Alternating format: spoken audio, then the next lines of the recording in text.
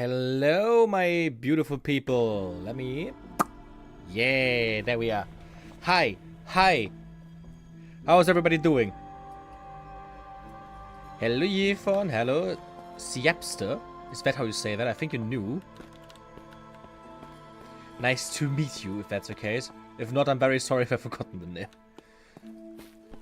So what did we even do last time? I remember we lost our connection to a ghost, am I right?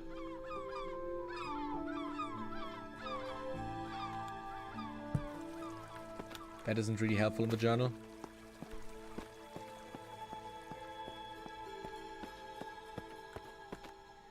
These people are also gone now. I lost my connection to the ghosts. Can I still enter the building?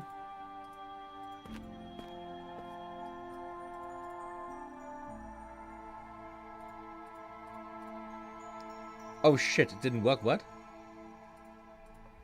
Very clever, however, the code word has changed, you're not getting in. Oh fuck. That's how quickly it changes? Good to know. The barracks are close to civilians. Anything new I can do? Military activity? Okay, no, nothing new. Farewell. Did you make my name Blue Blur? Yes. Yes. You're one of the most consistent people in the chat, so I just decided to make you a moderator in case something happens and the others aren't there. You have unforeseeable power right now.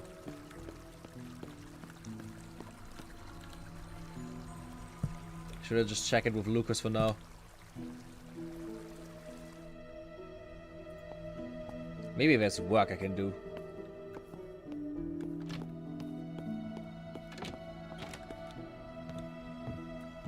Hello, Lucas. So, what can I do for you, dear cousin? Sorry for my shift. What work should I do today? Mrs. Wagner, the cook at the orphanage, has been at home sick. The children have not eaten anything since yesterday morning. Jesus! Could you cook up a pot of soup and bring it for them? Here's some coin to buy a pot and something at the market to boil in water.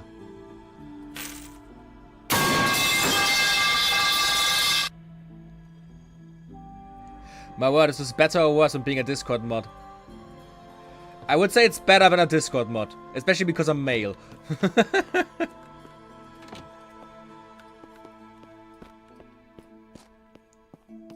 I talk to the ghost? This poor soul kneels. Yeah, it's nothing important. So let's go to the market real quick and just buy some veggies, I guess. 42 coin. I don't even need a pot. I have a pot with water already, so I can just buy some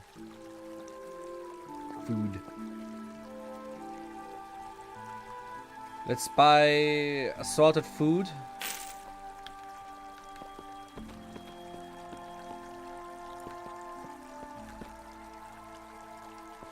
Maybe some veggies.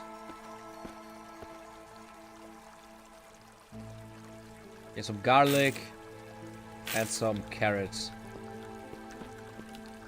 So a lot of money for that left over. That's very good.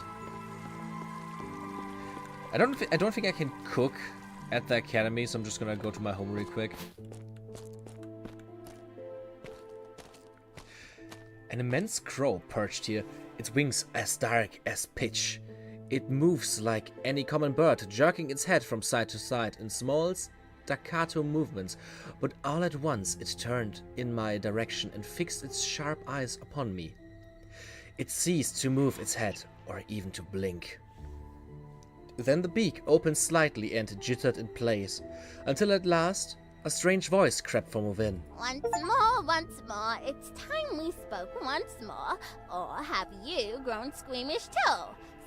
Squeamish like that uncle of yours, afraid of what he does not know. Void Whisperer, the game is turn-based. Like, in the combat itself, everything else, obviously, like you can see, is real-time. The voice was cracked and uneven, the texture of dry earth, as the words emerged from the black recess of its beak. I sense a familiar timbre beneath the croaking. Images of Rosario, the witch, sprang to mind. In my cabin, cold and damp, safe from prying eyes, cold and damp. It's time we spoke once more. What do you want? To speak. But not like this. More firm, more present. To see the pages you cannot read. To make them legible. Even for you. What was that about my uncle? Ah! A fearful man, who casts away without thinking. Stupid, small and bitter. A man who wounds and thinks the wound is forgotten. But blood lingers long. We must speak then. Where should we seek you? Come find me in my cabin, and we shall speak of it much more. The last word crackled out of the crow's beak, and it blinked once, a long heavy blink, followed by several smaller, quicker movements of the eye, as though the creature were returning to itself. Its eyes settled into a steady rhythm, and the crow's head began to move from side to side, more natural once again. It ruffled its feathers and spread its inky wings, regarding me curiously. Okay, I guess I know where to go next, but let's cook something for the children first. I may be an unholy necromancer, but I'm not a monster. Time for the stove. Get out the cooking pot with the same water that I cooked my torpor in. Some assorted foods, some veggies, and some garlic.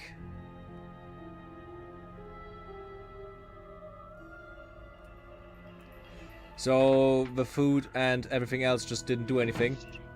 God damn it. But hey, now I have a cooking pot of soup. That is literally just water and cooked carrots. Yum! The crow sounds like witchcraft. I'm pretty sure it is witchcraft. Children, I got carrot water for you. So, what can I do for you, dear cousin? Is it soup? Wonderful, thank you. The orphans scampered to the front of the classroom and joyfully consumed the soup. 2 bowls each. Man, the children really like carrot soup, don't they? I struggled to keep my focus on teaching these brats throughout the rest of the morning, but eventually my work was done. Is it just me or does the room look more dirty?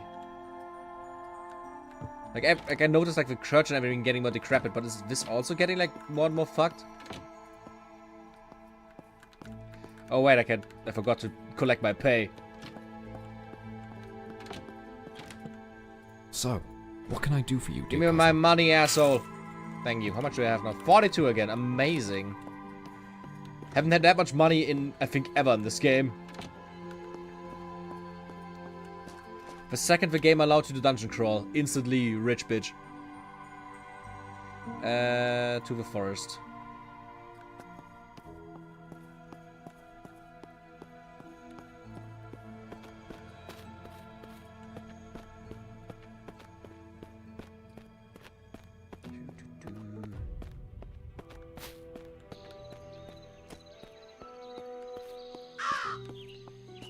Isn't it fun, like every time where I like just wander around confused what I have to do, suddenly the witches appear. Every time. I'm not complaining though, makes it a lot less struggling. There's a crow again. Can I finally enter the building? Oh! Damn, look at that outfit, Rosario. It's smaller than I expected from the outside, to be totally honest. Against the backdrop of the cabin's dark and sinister bulk, Rosario's younger visage stood out, a small, slight form. With a flower crown, alluring eyes, and soft ribbons of brown hair, she appeared to be a butterfly caught in a spider's web. Greetings, child. Oh, delightful. My little messenger found you and you heeded his call, so here you stand before me. She extended her hand and the same crow as before flitted out from somewhere and perched. Each time I blinked, its head moved and looked at me in a new way. A series of clicks issued from its closed beak. Oh yes, I know. This human is rather curious, isn't he? Curious, but quite delightful. The crow let out a long caw and launched off Rosario's hand, gliding silently back to its perch. The only sound it made was the rattling of the keys that hung around its neck. Never taking her big eyes from mine, the witch raised her hand to her mouth and seriously licked a trail of blood that had formed there. To the matter at hand now. What is curious about me? Oh, never mind you. Crows can be such jealous creatures. They fear us. They want to be us. What is delightful about me? She leaned in close, lowering her voice as if sharing some secret. Like a child in a spring garden you are. You know not your own beauty. An innocent beauty is so alluring. Can I fuck her as well? I am not ready for this. Oh, I am ready for this. You spoke about my uncle before through your bird. A stupid man. A failure twice over. He stirs the cauldron but does not know why. He's led along by fear, and that fear will lead us all. Do you need convincing? Look. With a beaconing hand, she drew out a pouch filled with Oh god. Filled with an inky black powder.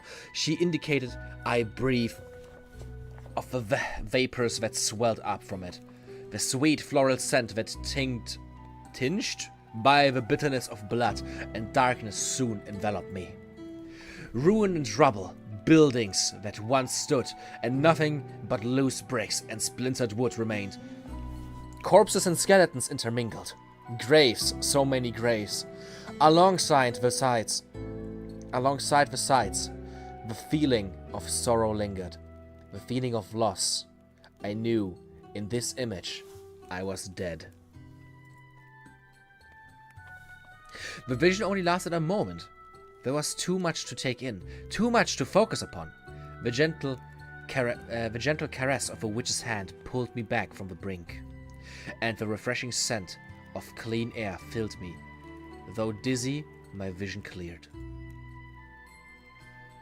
This is that stupid man's future. This is your future, yet there is still time. Futures are never certain. You would like to change it, wouldn't you? I have answered your summons. She pouted, reaching forward and tracing her finger delicately and slowly along my forearm, as her green eyes held mine. You have questions. Questions for a man who will not answer them. Questions for a man who wears secrets like a cloak. I can't give you answers. You wouldn't believe me. Discover for yourself. Is that what you want? I must discover what my uncle is planning. Excellent! We shall get to work. The book, if you please. I know just what you need to get the answers you seek. I took out the old spellbook and opened it for her. She bade me hold it in front of her. With a wave of a hand, the book moved of its own accord, flipping through pages until one entry lay flat.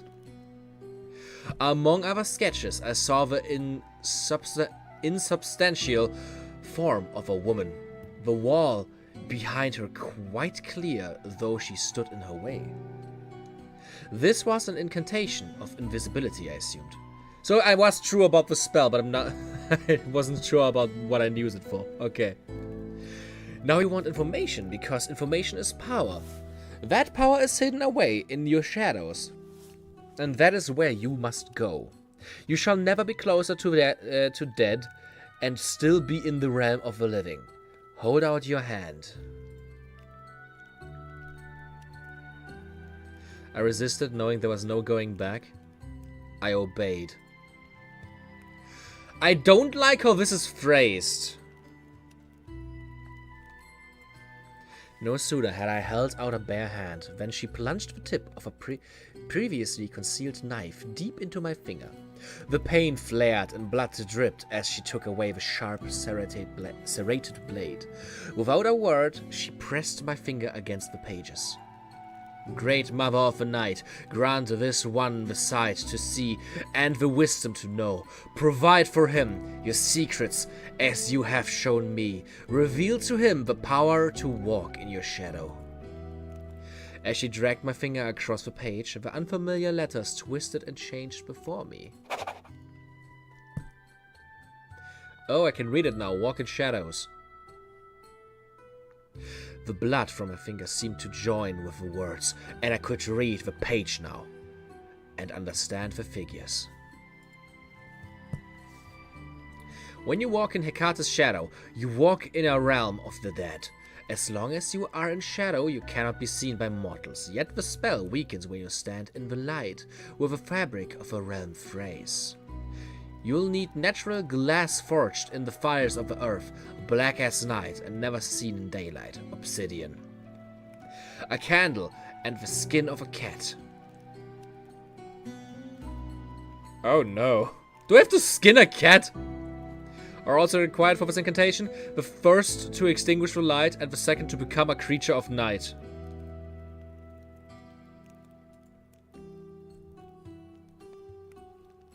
I mean, I still have my black flash candles. Where can I find this black glass?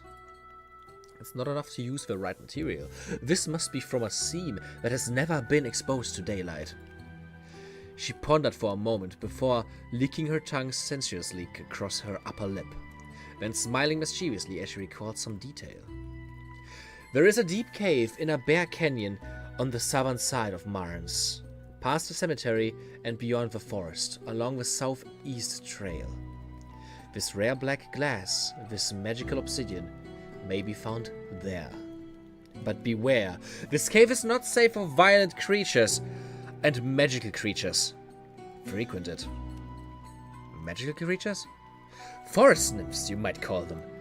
Samodivas, to be more correct. Here is not their home, but here they visit in the summertime to play on the mortal realm. Playful and beguiling they are, and their bodies are beautiful to mortal eyes. But they are tricksters who like to toy with mortal folk. Do not be seduced by the words, deeds, or beautiful forms. Men have danced with the Samodivas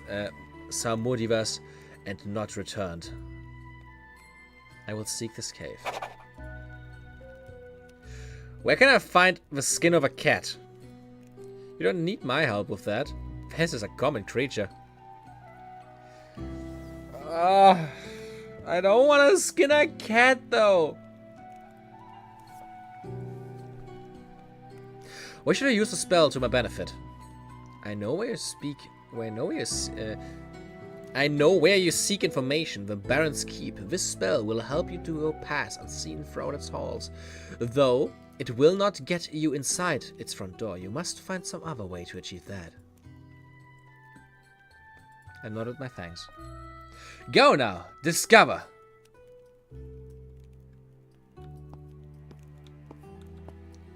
Where does this woman sleep?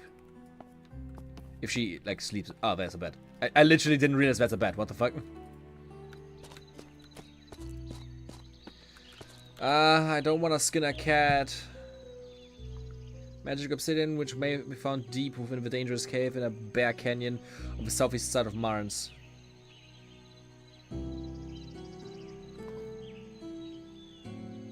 Skin of a cat. And missing bodies in the cemetery.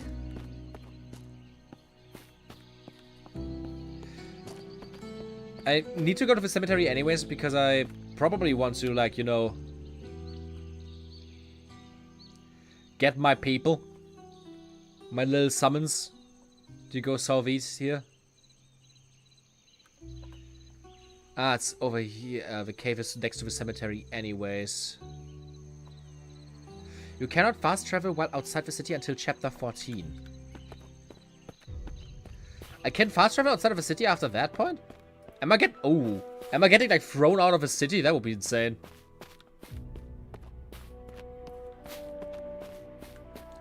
I'm here.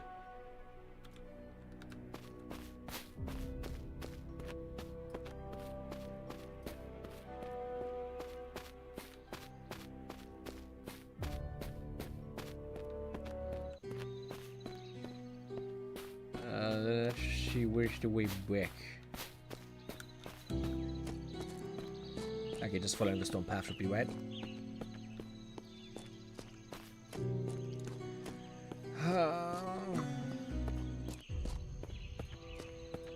Okay, so the game literally wants me to like go in the city and like capture a cat, I guess.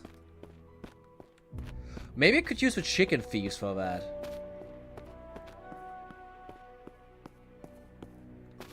Let's see if I can use the chicken thieves for capturing a cat for me.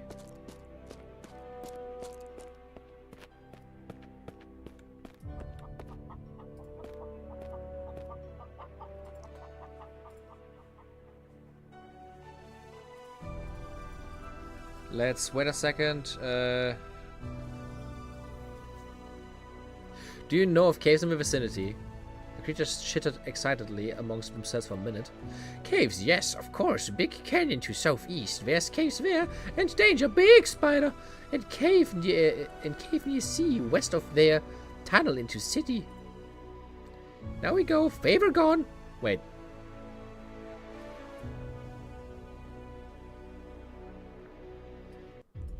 Oh no. I used up my favor for something I already knew! God fucking damn it.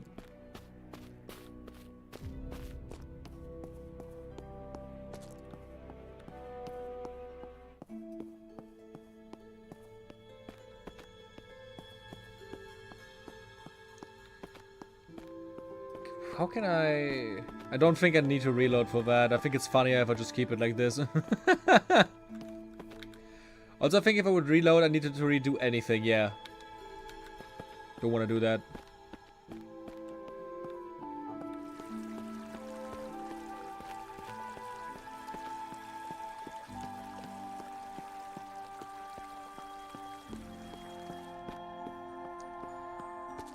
Oh no.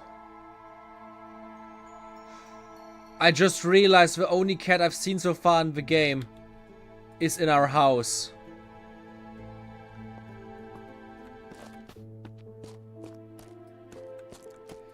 I see I titled the stream accordingly.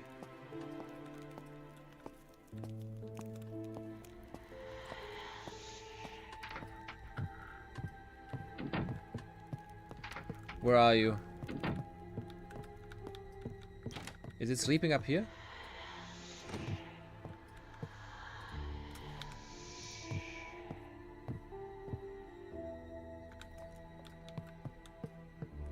We can't go into the chambers of Albert yet, right? If any. Yeah. The cat is not here.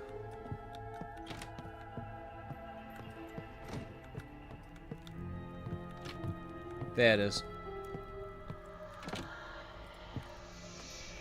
The beast must have realized that my motives were not in its interest. It leapt up and sprinted away. Jesus Christ. I have to hunt my own pet cat? Why is this game so evil?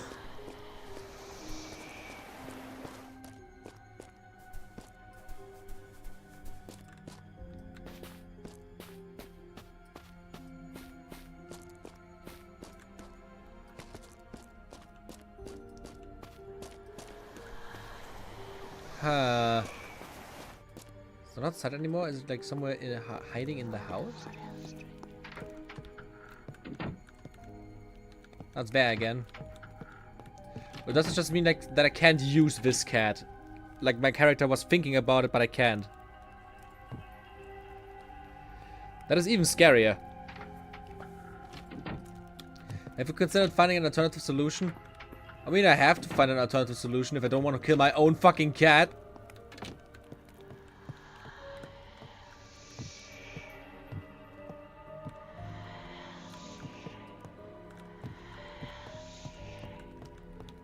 calls are getting louder and louder. Jesus, man.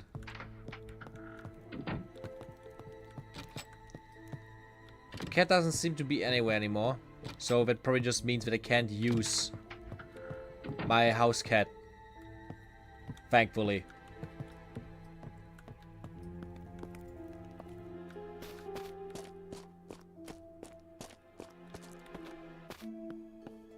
My only question is just where could I find another cat?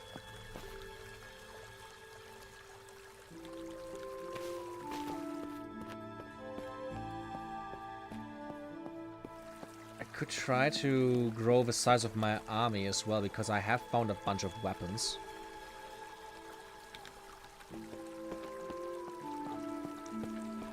So just like crafting a few more skeletons for my ranks, because 4 sounds a little bit low.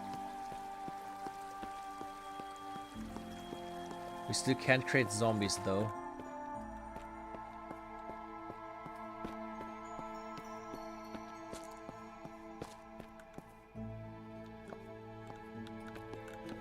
Could we like get a cat in the slums? Oh, looky there.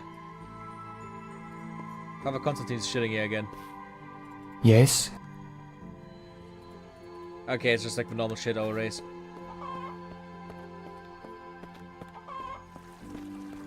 There's just a bunch of chicken here.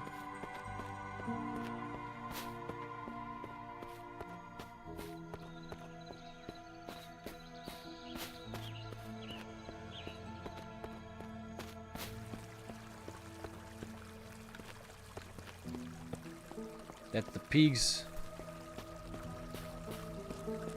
Maybe I just have to make it night. That could also help, maybe. Squawk.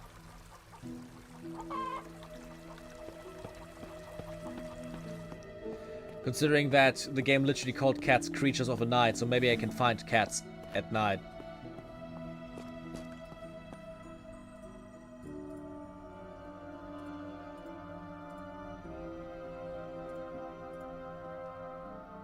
Okay, it's nighttime.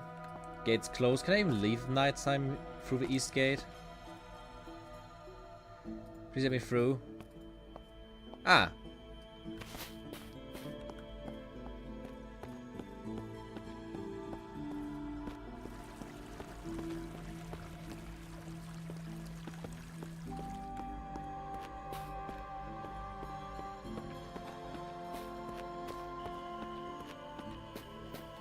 It would be interesting to find, like, just, like, a cat at night in the city. Just, like, anything and just, like, capturing it.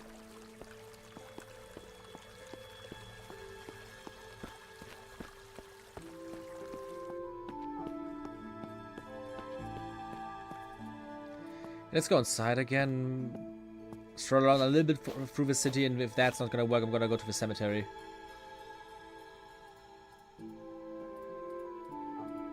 Okay.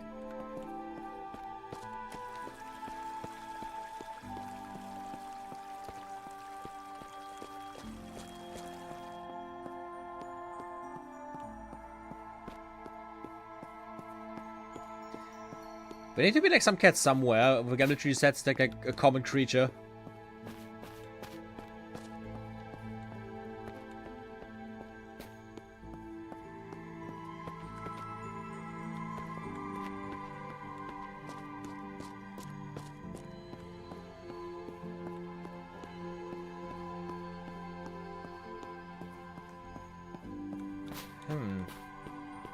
I'm so rarely at this side of town.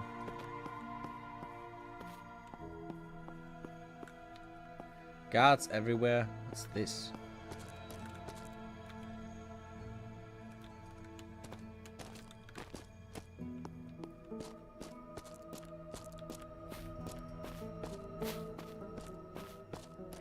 And that's our house.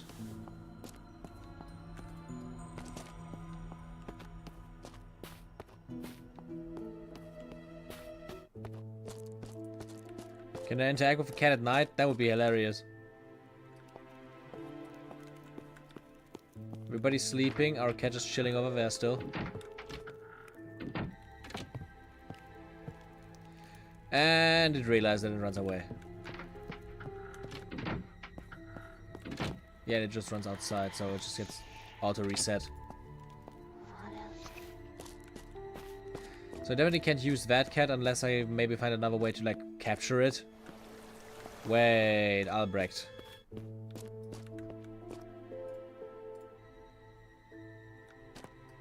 Literally don't know if I've seen any other cats besides my own.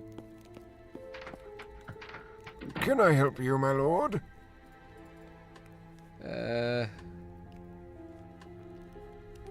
Surely you could sell some items indeed, and I am already making inquiries. If you would please please be patient, my lord. Okay.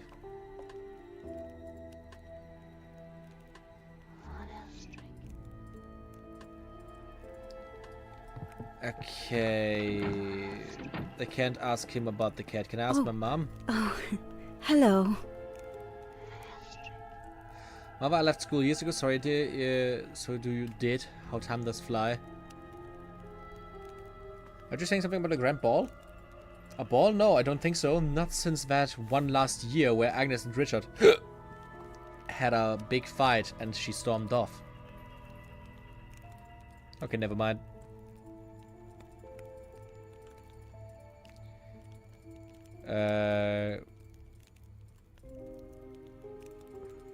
Let's just be nice to her, but I want to like finish the conversation. Yeah.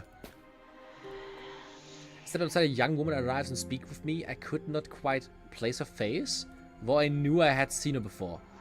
Who? My lord, a letter from the keep. She bowed and held out the letter, an invitation to the royal ball. This would give me the chance at last to get inside Gervais's lair and see what I might discover of his schemes. Of course, I would need to produce formal attire for the event. Do you know from somewhere? Oh yes, my lord. I was entombed in that terrible fever wing in their hospital while you were there. Oh. It is good to see that you recovered. Thank you, my lord.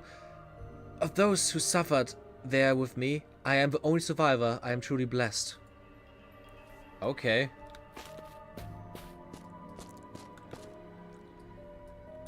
That is very good to know that I can do that.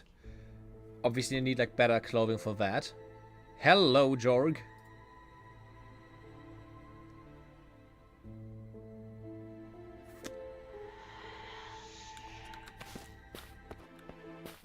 Okay, now I found a way to get inside of that building with a ball, but I definitely need to get the spell first to like snoop around. Inform a call to attend Gervais' grand ball and learn more of his machinations. And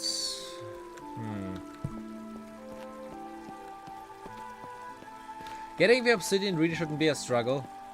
It's just going to the dungeons and like seeing where it goes. The issue is gonna be the cat.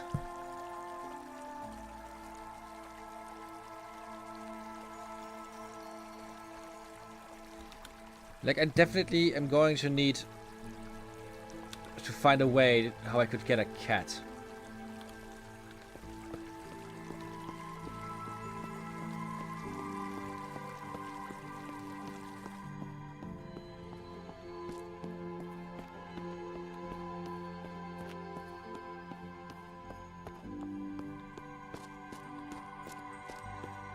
Genuinely, where could I find a cat?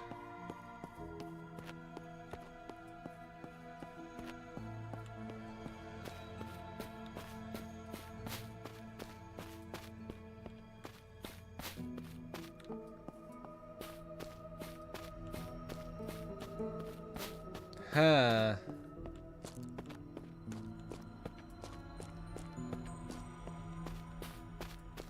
Side road would have been my best guess. Let's just go to the Dead Man's Gate for a second.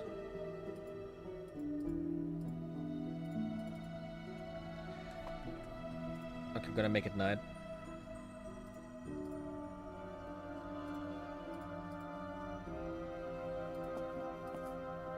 Going out? At night? Hold on while I open the gate. Be careful. Very well. It's time for the Dominion of Phobos again.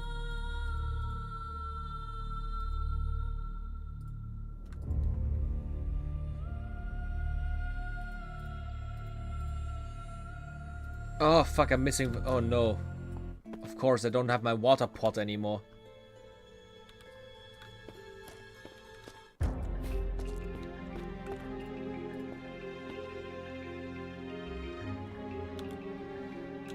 Put the pot in your hands, Ed.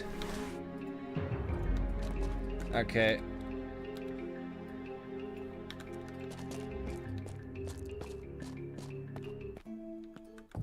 Time for the Dominion of Phobos. Begin.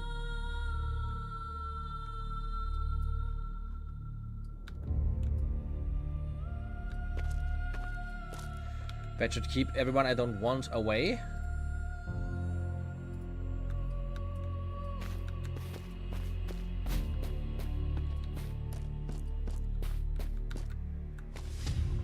Gonna equip the spade for a second. It's time for a little bit more of grave robbing. I could probably enter the old chapel at this point. Yeah, I could spend 3 skill points to force the door open. Don't know if I want to do that yet, though.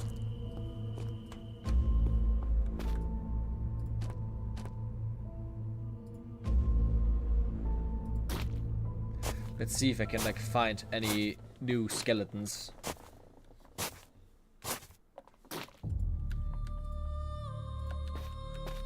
Okay, nothing there.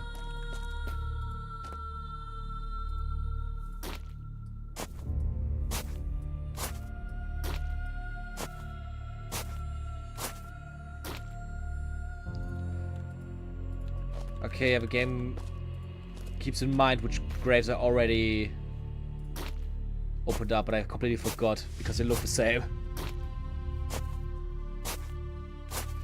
Don't worry, Lantern. You don't have to worry about not being there for a stream instantly. Let's check.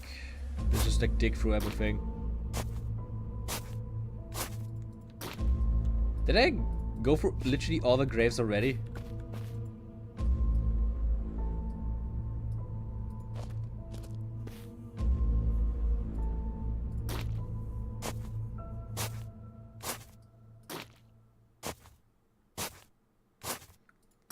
Yeah, already dug up, What about these? Do they still count as safe?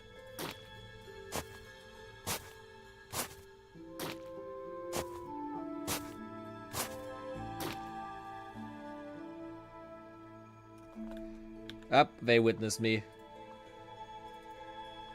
So the ones outside the grave don't count.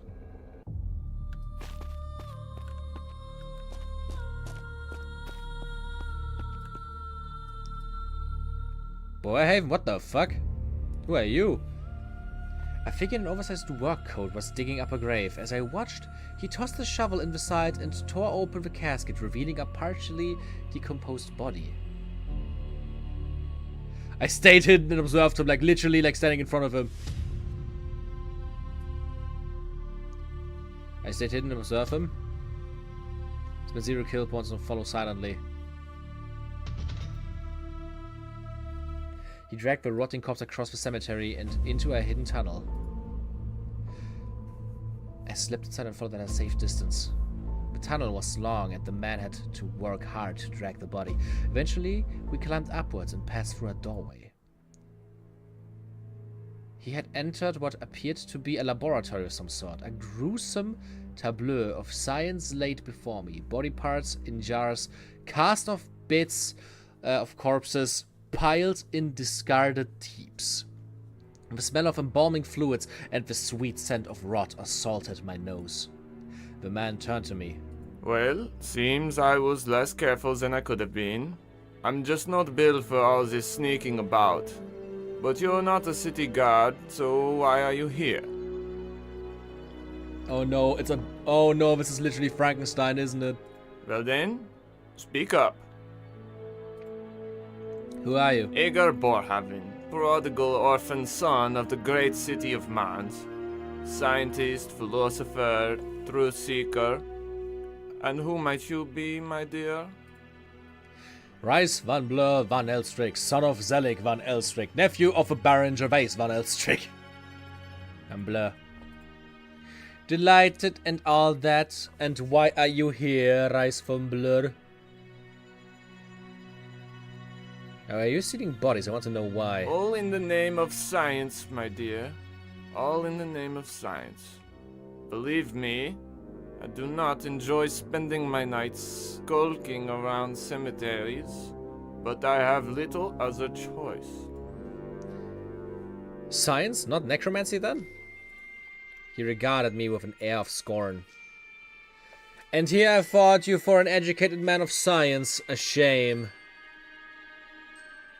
I am a man of science, but only a fool ignores the impact of necromancy on the city and the promise of power inherent in such magics.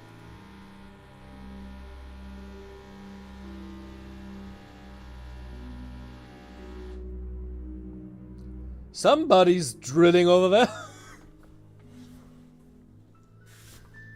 Pah.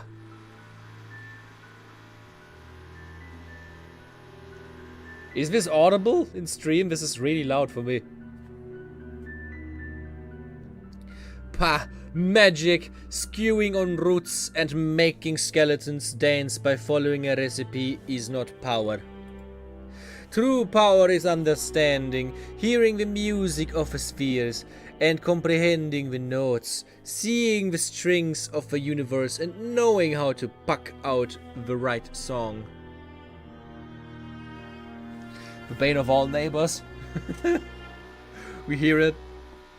The issue, like this apartment, the issue is, I know there is a lot of drilling sometimes.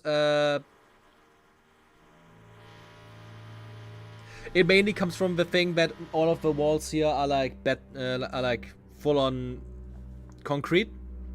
Like the inner walls are like normal stuff, so you can like easily put in like a nail or two if you want to hang something up. But if you want to like put up, for example, like a little desk on the wall and stuff like that, you need to actually drill into them if it's like an outside wall of your apartment, because they're like full-on concrete.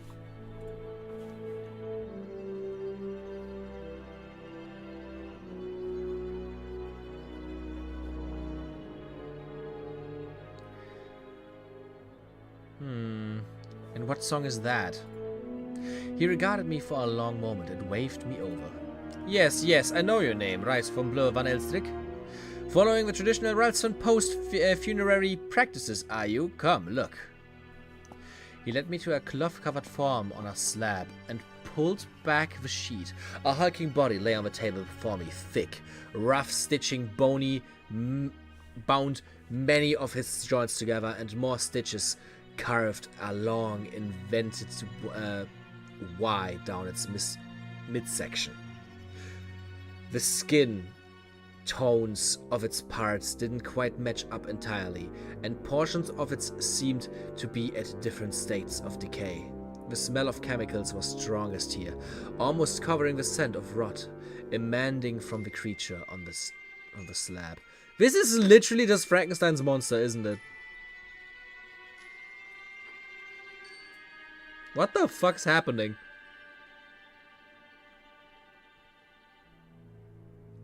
Better than having drywall, having to ability to hear neighbors 3 doors down. Yeah, that's a good thing. Like my apartment, you know how I'm screaming around in here. Like at least nobody complained so far. I have never heard a single other person ever since I've moved here. Only thing that has happened once was I could hear someone going to the toilet because the flushing was very loud. What do you see? I see a masterpiece. He eyed me sidelong. Is that so? Tell me more.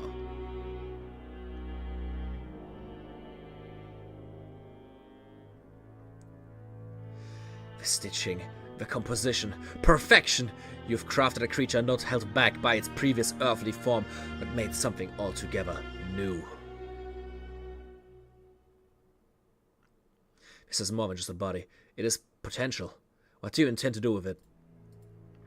I didn't craft this creature simply to practice my whip stitch, my dear sir. It is but a vessel, skin, muscle, sinew, and bone. There's nothing without the brain and the spark of life.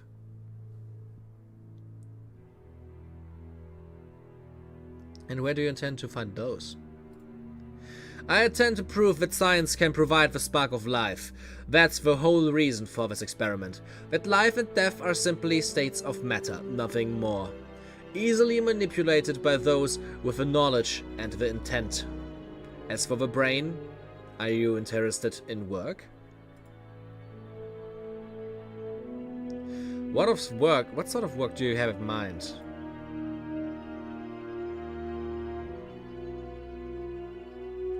Here, if you play music without headphones, you will get complaints from 3 separate old neighbors. Probably. Nothing too difficult for the likes of you. I need a brain. I'd like you to fetch me one. And where would I get a brain? I am not really sure. I wouldn't be asking you otherwise, would I? Try the academy, I suppose. They have all sorts of things in there for their research, but they can be careful skulking about and don't mention me if caught.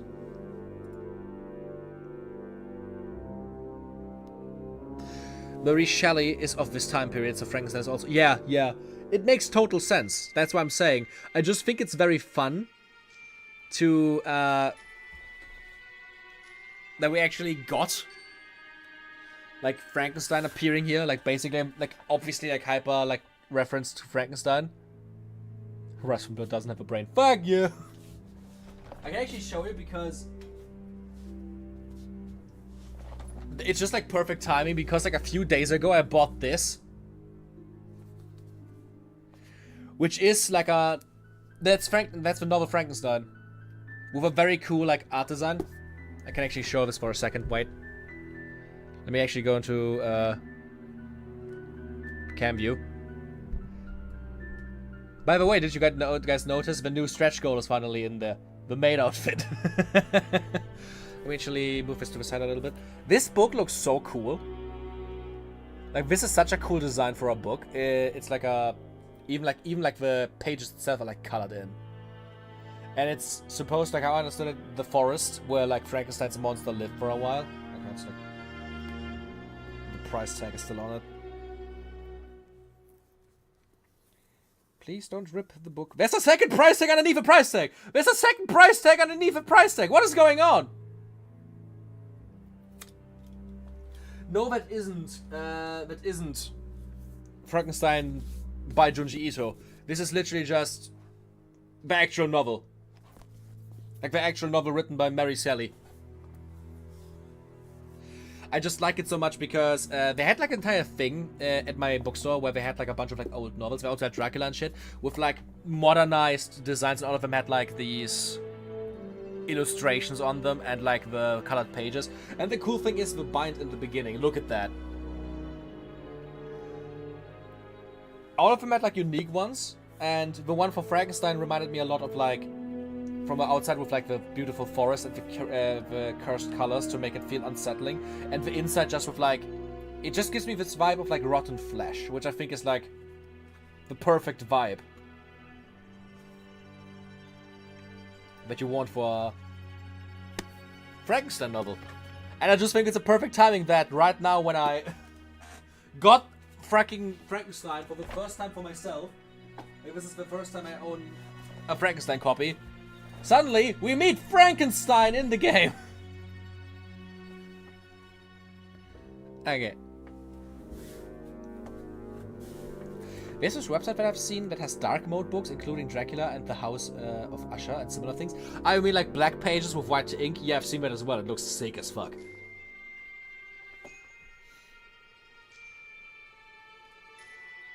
If that's not to your liking, I prefer something a bit more fresh anyway. So you could keep an eye out for any bodies being held at the chapel outside the Deaf Man's Gate. Maybe under guard, of course, lest they should try any funny business such as rising an undead. You could believe such an individual of their own unnecessary organ. I'll even provide you with the proper tools. Here, take this bone saw. Just be gentle, please. The brain will do me no good if you slice it in half.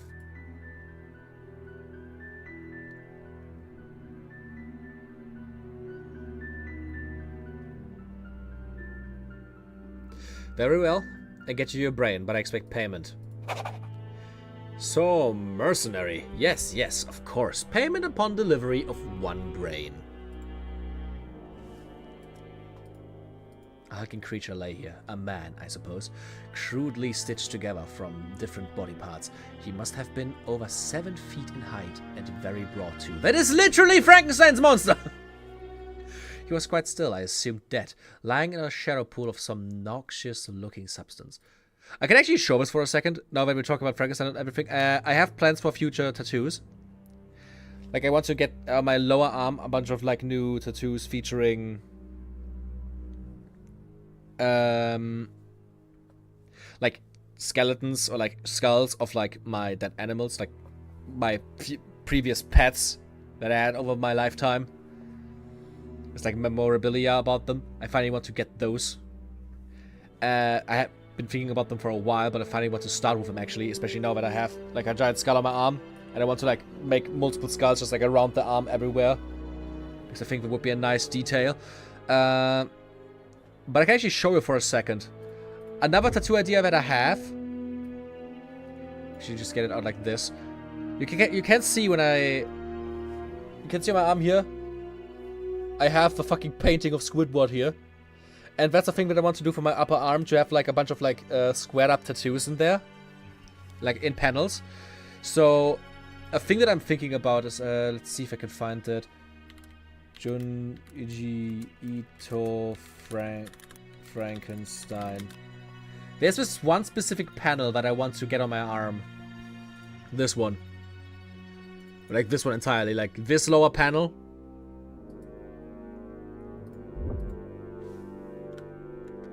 This lower panel is something I want to tattoo on my arm, and I think it would be really cool. Ah, Junji Ito. His version of Frankenstein looked so fucked. Think about it, doesn't even agree. It's not really like book accurate, considering that the book itself specifically mentioned that Frankenstein looked eerily beautiful. Like Frankenstein's, not Frankenstein, but Frankenstein's creature looked eerily beautiful, with like very big stretched skin. I would think the body looks very similar. Your Pokemon drawings as tattoo. Yeah, I'm gonna like tattoo all 1,000 Pokemon. That would also be a funny thing. I'm also pretty sure the book mentioned that Frankenstein had long hair. I think the body works though. It's just the face that I have personal issues with. But yeah, I genuinely want to have this picture of Frankenstein's monster laughing at him on my arm. I think it would be really fun. Although, it would be scary as shit, so maybe children shouldn't look at it then.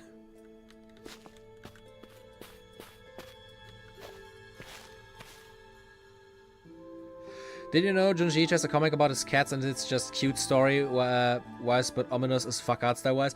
I mean, yeah, that's like the thing. Junji Ito is a extremely cute person. Like, if you've ever seen like an interview or one of his videos where he's like doing stuff, he's like insanely like nice and wholesome person to like just like do stuff with. He just has like this extremely scary art style and he enjoys like writing eerie stories. That's it. It's very fun about him. He's like the exact opposite of fucking Hayao Miyazaki. Miyazaki just has this like thing about him where he's for some reason the biggest emo child I've ever seen. Like, he's such a fucking emo. Hates the entire universe, always sad.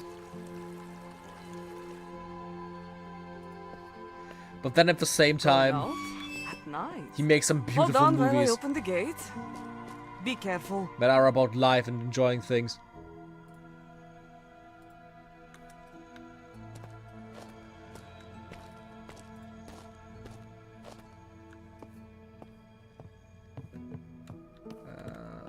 Nothing's in the chapel.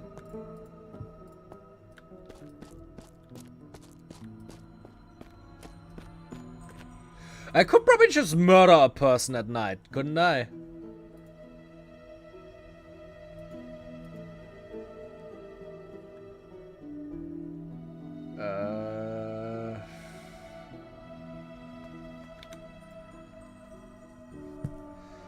scientist Bohaven has asked me to acquire a fresh brain for his experiments.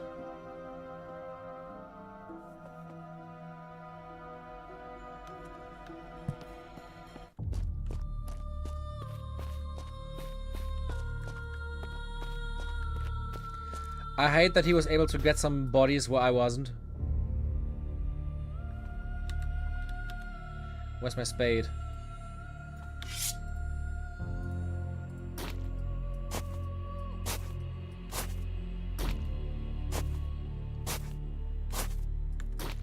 Yeah, I really think I just have already dug up anything I could dig up.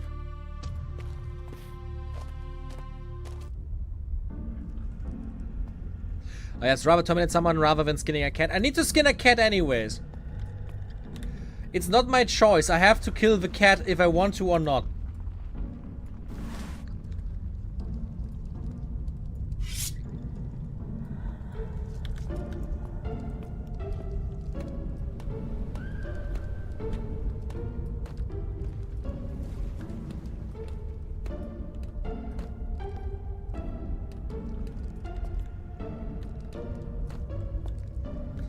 There's a ghoulie corpses.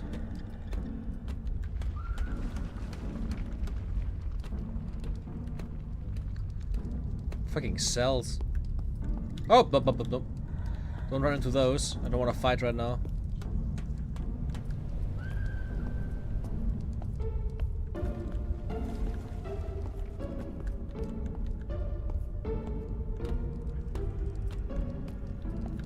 Bones everywhere.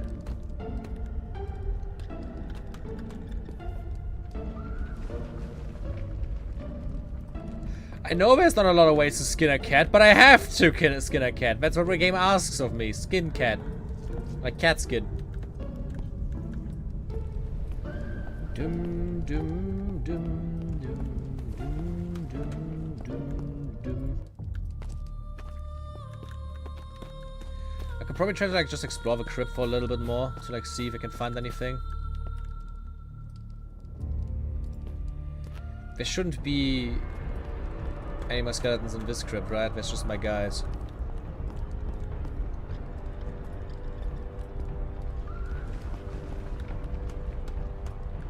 Yeah, wish you could construct skeletons out of spare bones. Yeah, that would be really nice.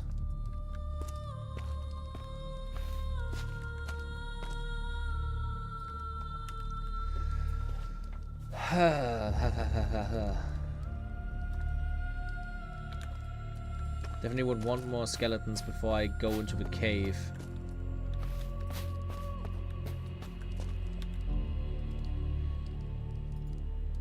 Let's see if I can take away the torch and the knife.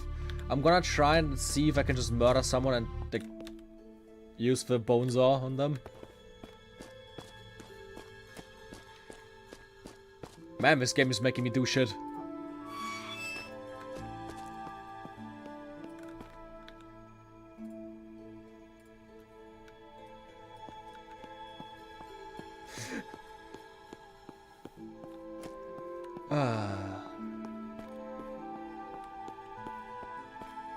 Let's walk around and see if we can find a poor soul who's gonna fucking die tonight.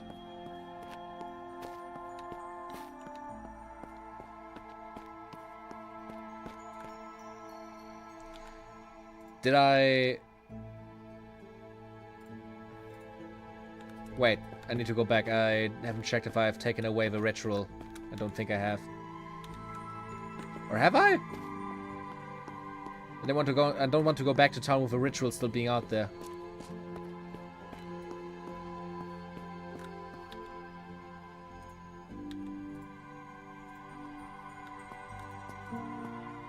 Going out? At night? Hold on while I open the gate. Be careful. Yeah, it's still there. I don't want that. I don't want that.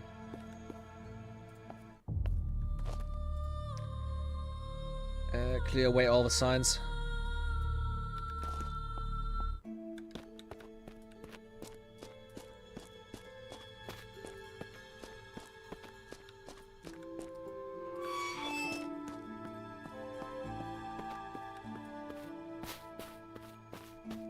Okay, is there any unsuspecting people? I probably shouldn't kill somebody from this district because rich people.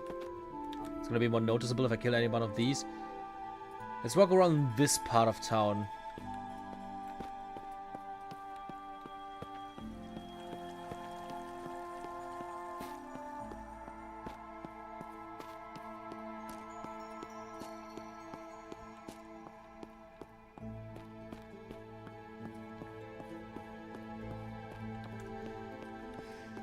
Just need to find one unsuspecting person in the city.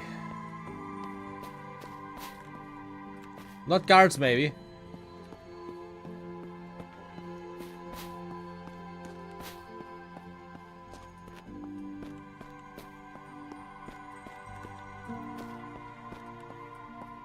Or is it just like nobody out at night?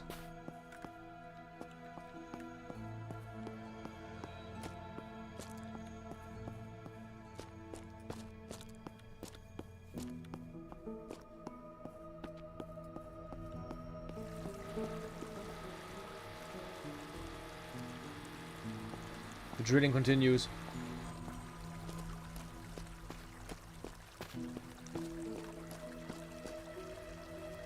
I could definitely also try to like dig up corpses here.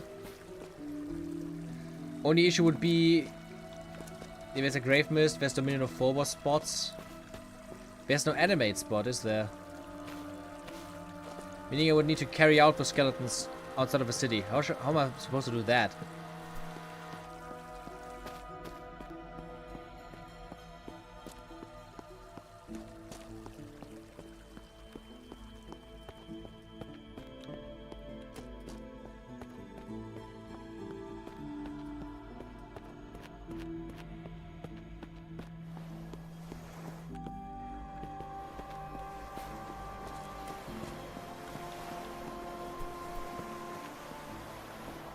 There's nobody here right now.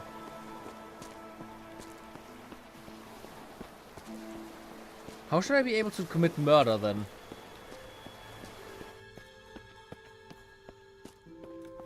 Yeah, stealthily, but on like every like exit of the city there's like guards.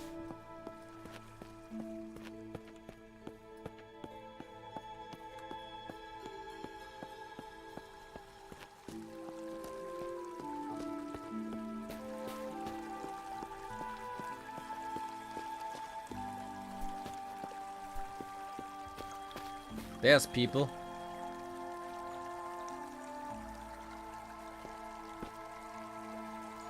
The rat tries to die.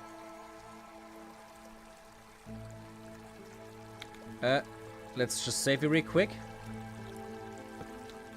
Loretto, you're gonna die.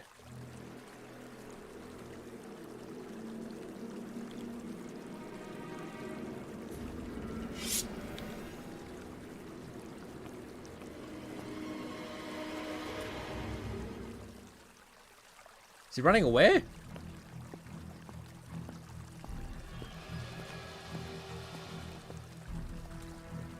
He's running away from me.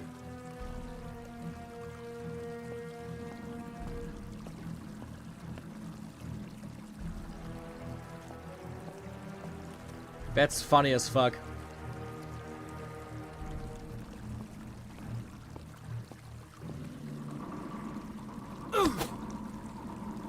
Get stabbed, bitch.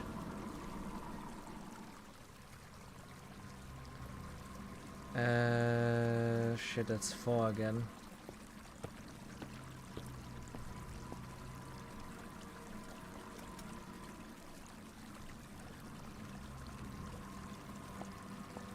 Do you go damage, please?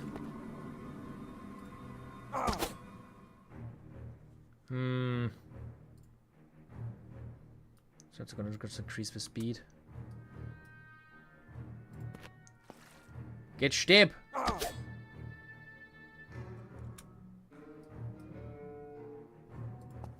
Kill him!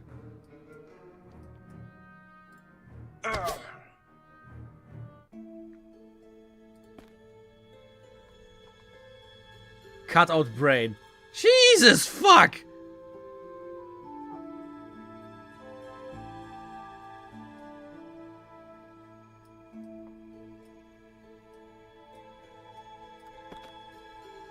carefully remove the brain. And I'm pickpocketing him. Let's go.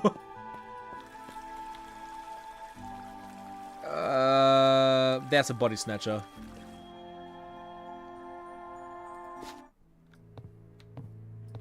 I just committed murder in broad nightlight. Holy fuck. Oh my god. Yes, yes, dear sir. How about the brain you wanted? You have it? Wonderful. Yes, right here. Why, this is a remarkable condition. It's almost as if...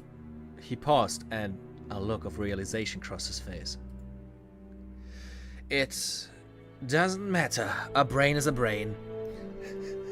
That's quite the escalation for a character, though, isn't it? We haven't committed, like, we haven't done anything so far that went as far as, like stealing some dead bodies or anything.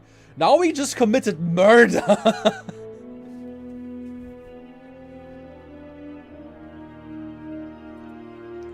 He sounded hesitant and didn't meet my eye as he spoke. After a few heartbeats, though, he seemed to steel himself and stepped forward. And your payment, my good sir.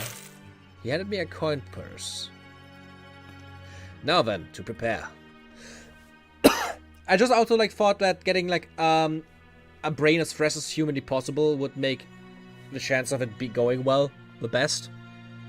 After a few minutes of stitching, he stood, stretched his back, and grinned at me. Now for the moment of truth. He pulled a lever, and a fine mist descended from a nozzle to watch over the stitched body before us.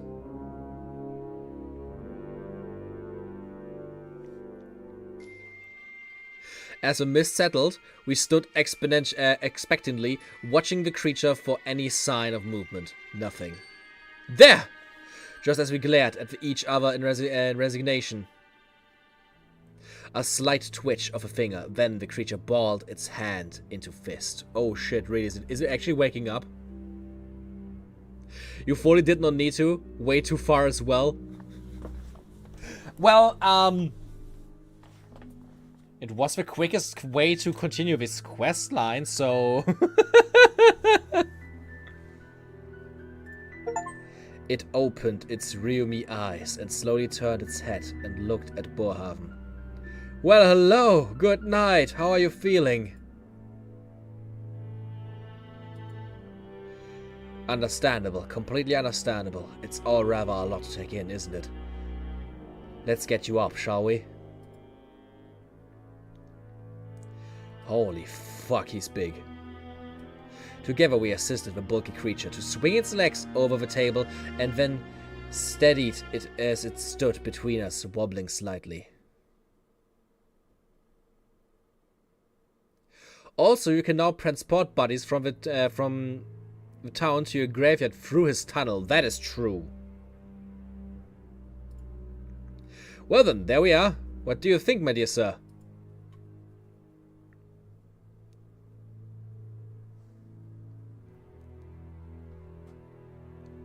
Brilliant. What do you think of it? What you gonna do with it? What will I do with it? Is it not enough that it exists as a testament to my success? What I must do is something with it. Spend one skill point to explain that the creature is of no further use to his work. Can I get it as a minion? You should give it to me. You proved your point. You've mastered life and death itself, but it's of little use to you now. Perhaps. It would be interesting to see how it interacts with the outside world. What would be quite the experiment, wouldn't it? Very well, you may take it. Okay, that was worth murdering someone.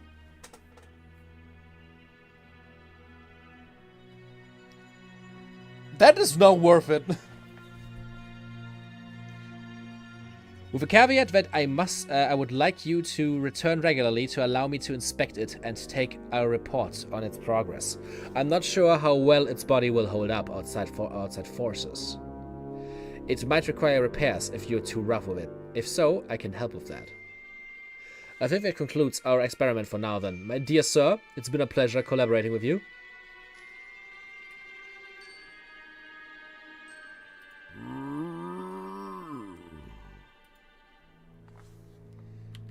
Holy shit.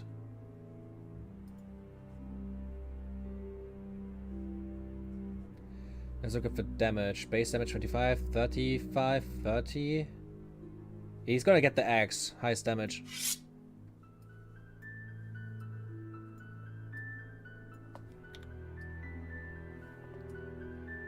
Boarhaven's creature. Time to follow me.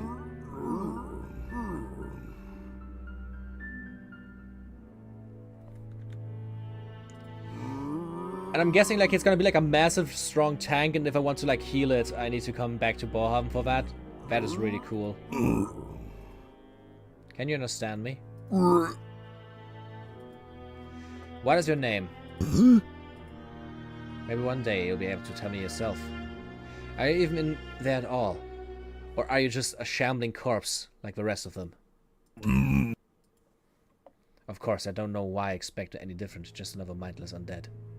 I thought perhaps I glimpsed something like intelligence behind those cloudy eyes. I should check back tomorrow to see if things have improved.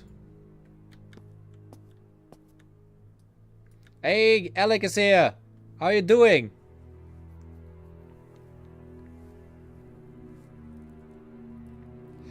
Quick, turn the murder into a disappearance. I could do that. I could definitely try and do that.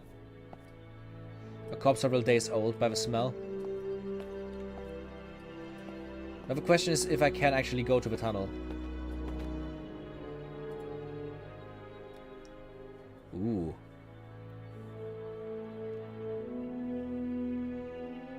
Let's take the boots with us. The gloves. I'm gonna take the cleaver. And the hat just because I can.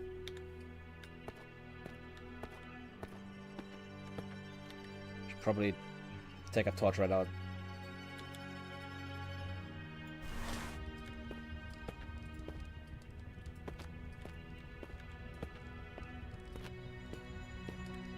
First thing you see is Frankenstein's monster. Yeah.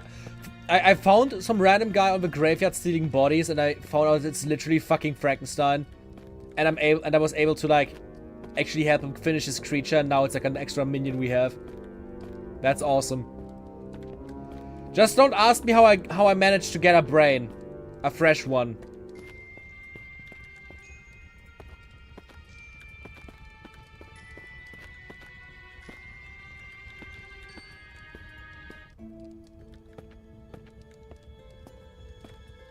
Is the guy coming? Yeah, there he is. Let's bring him to the others.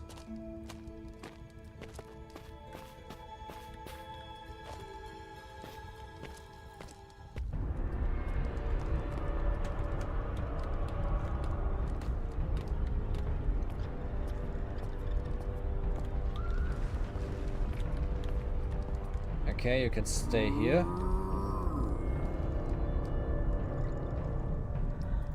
Bagoni has a knife.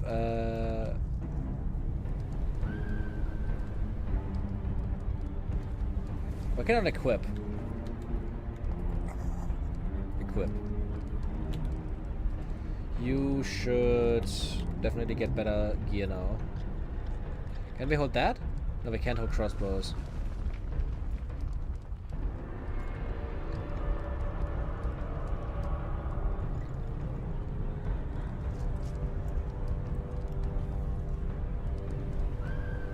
Gonna get a sword then. So we give you a leather hat, some boots, and we cannot wear gloves, but you can have a coat. No armor. Well, at least he has cool clothes now. I think I need to like keep one of the formal shirts for myself.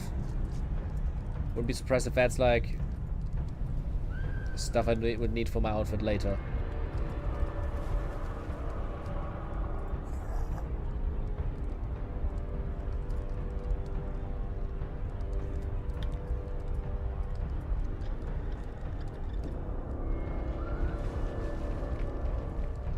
We're all full of health still, that's good.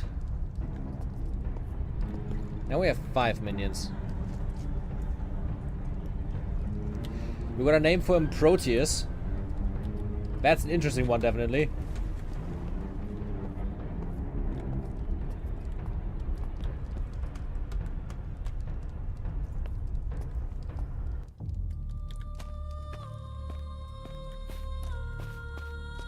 Let's see if I can just like go back and find the corpse I just created and like save it somewhere. Like I wouldn't even be surprised if the game actually like went as far as to say like, hey, somebody was killed. People are like searching for shit now because of that. Where was the tunnel again?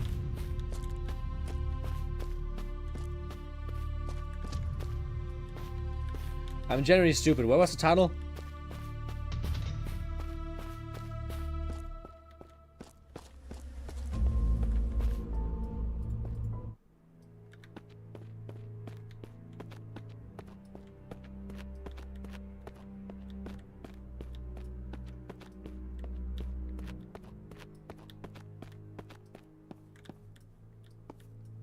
There's another corpse there.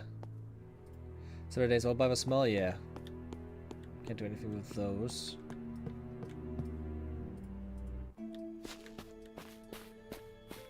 Let's see, I think I killed... The guy that I killed was next to this.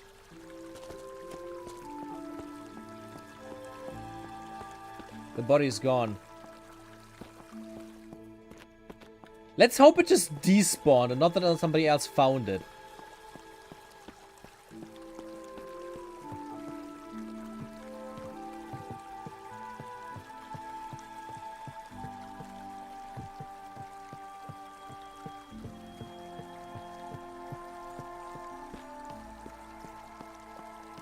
That's scary.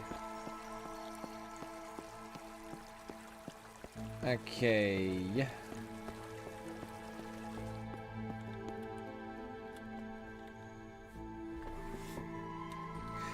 Guess I have to be quick when I want to get zombies.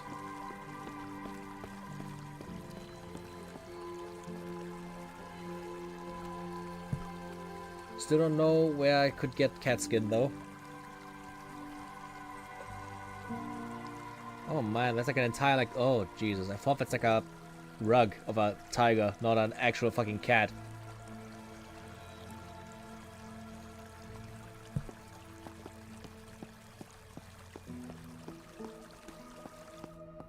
Infinite money, just murder people. I mean, it gave us a lot of money.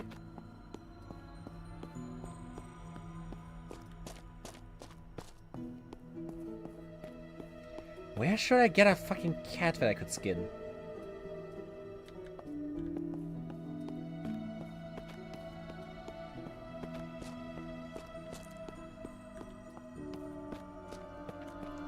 You know, one thing I could try out right now? To at least get one new skeleton.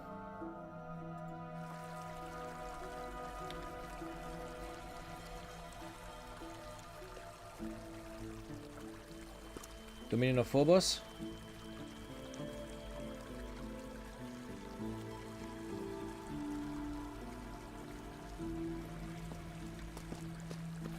Same on the other side. I can only do it on one side, no.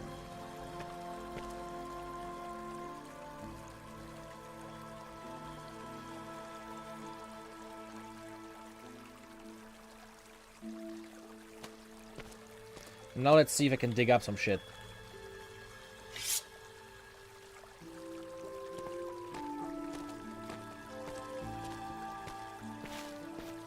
I see we've reached a point of doing properly abhorrent shit. I committed my first murder. To like, basically what I needed to do to like help this Frankenstein guy was like get a fresh brain.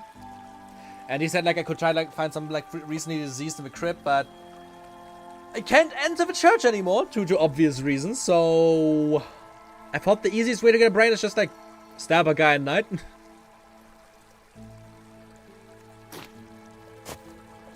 And it worked! We have a cool monster now. Nice, a skeleton.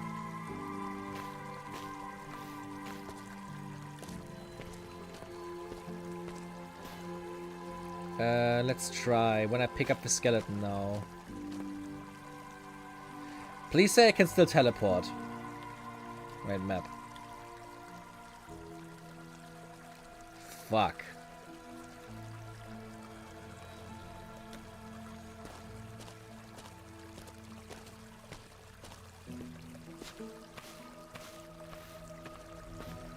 Do I actually have to like travel through the city now with a body in my arm and like very slowly?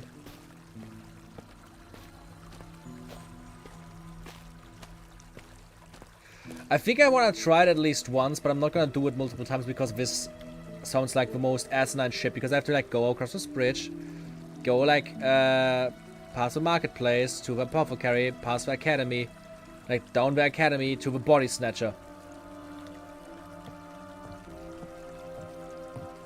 I have to walk across the entire city without being detected by the guards who are walking around everywhere nonetheless.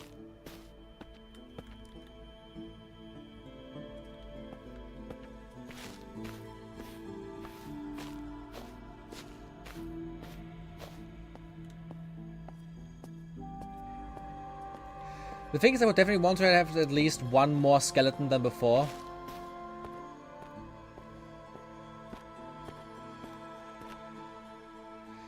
Because then we would have a new skeleton and the big monster. That we can then just bring back to the guy.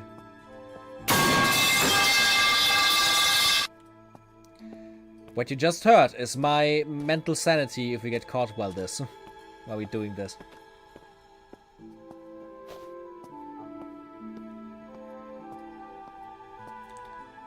Okay, now down this path.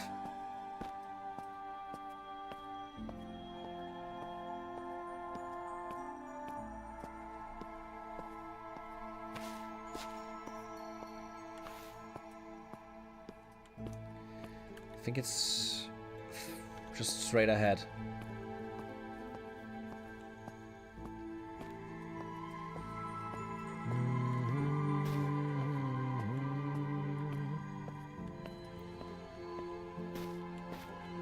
Where's the house of a body snatcher? Was it this one?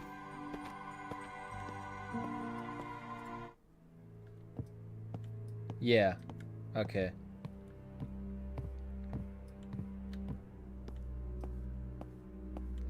Do not wonder what I'm doing, Boerhaven. I'm just carrying stuff through your secret tunnel. Secret tunnel. Did he dig this one himself?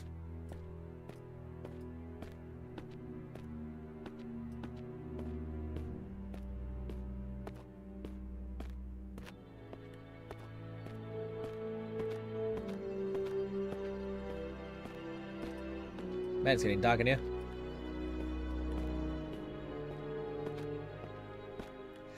The thing that I just really like about this game is how it really just makes you actually do the stuff.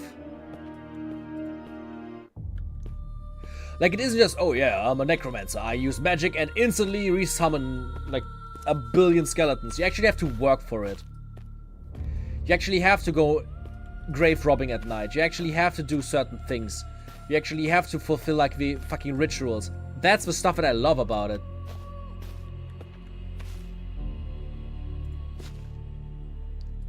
Just throw a skeleton on the ground first so that I can set up my ritual here. Put up the Dominion of Phobos. So that we are safe here. When I hear a poem I read recently, yeah sure, why not?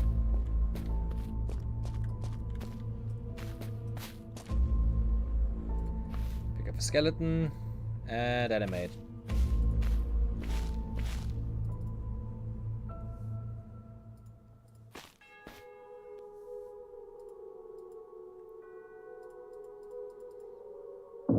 Bam. We have more now.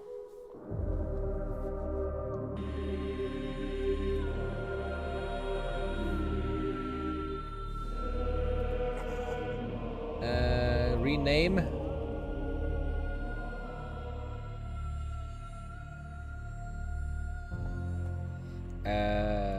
Victor Bon Blur.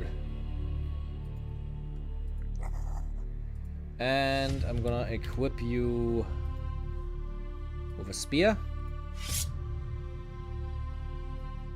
And we can wear the gloves.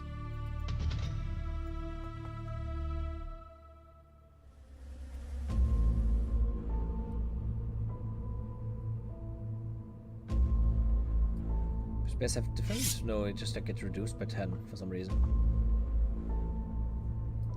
Show me what do you do with a cleaver? 8.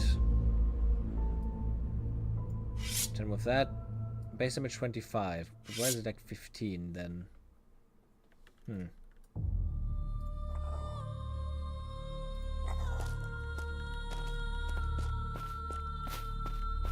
Gonna put you in the crypt as well.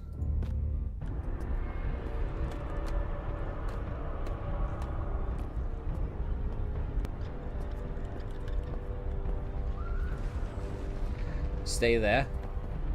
Protect the grave. I'm just gonna head out and remove all the signs of my Phobosians.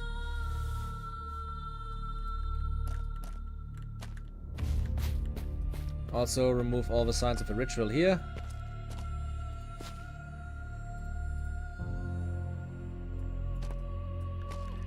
And head back through the tunnel.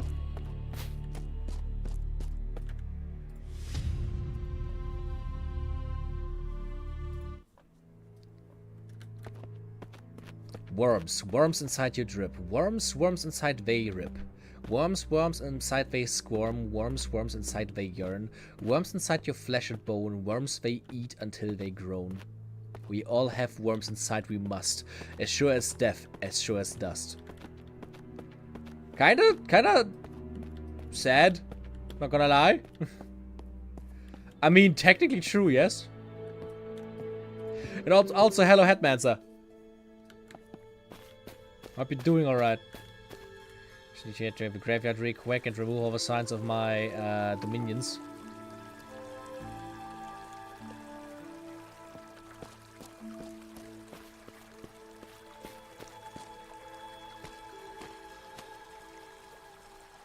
Just so that nobody knows I did something. And back to the Deadman's Gate. Going out? At night? I think it's time to... Hold on while I open the gate. Go dungeon crawl. Be careful.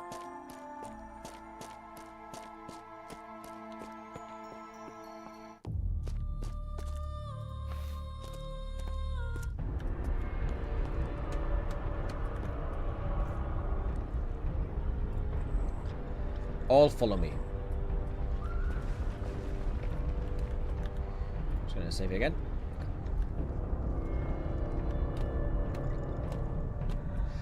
I'm doing Fantastic Dog, 12 hours non-stop Silk Song, finished Act 1. Oh yeah, you said you're not gonna do anything but Silk Song. So I'm guessing you're having fun then?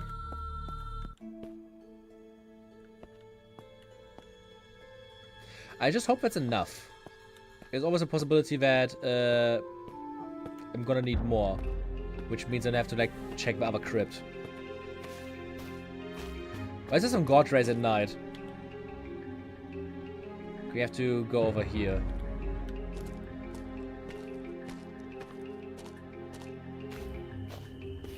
Of course I clean up after my deeds, because you never know if anybody sees that. Your finger got bruised? Jesus. I'm not that far in yet. I'm just like the 3 hours that I played yesterday. I haven't had the chance to play anymore today.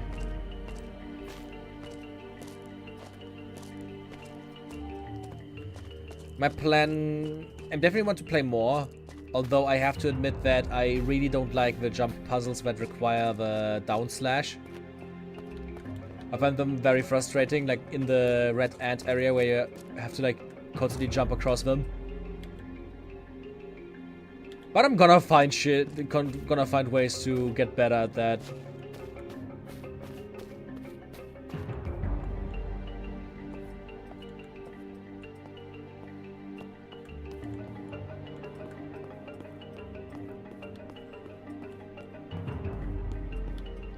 So when you've played that much, you probably unlocked a lot more of abilities than I have.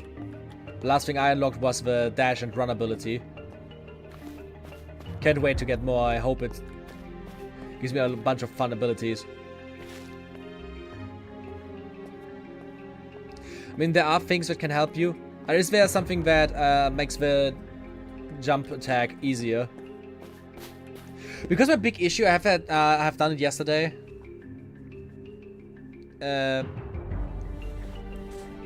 Like, the thing that was just, like, frustrating me so much yesterday was when, you know, it's like these red pouches, like, one left, one right, one left, one right, and you, like, jump up them. When I was pressing diagonally left down and diagonally left right, it always was, like, my stick, I can actually control with, like, the thing here.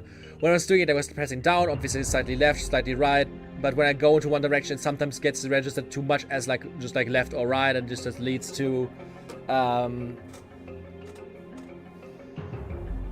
into me just attacking normally instead of doing, like, the downward dash, which just was very, very frustrating, especially with, like, the spikes down there, just, like, constantly getting hit.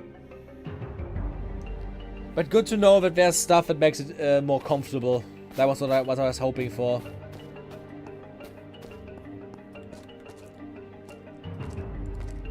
Okay, there's the spider webs I was told about.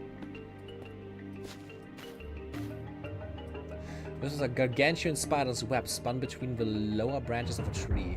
The main structure consists of threads of silk as thick as my wrist, glistening with a sticky, multicolored substance.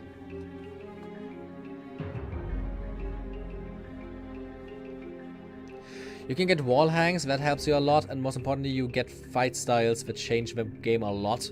Yeah, I figured there's gonna be, like, stuff that's gonna be, like, insane. I'm gonna back away for a second. I don't know if I want to poke that right now.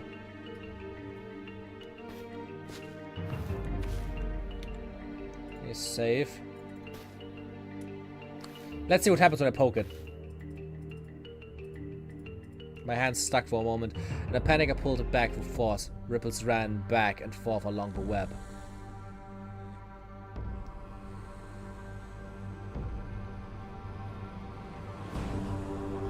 There's a giant spider with 9 magic. Where the fuck is it? Ah, over there.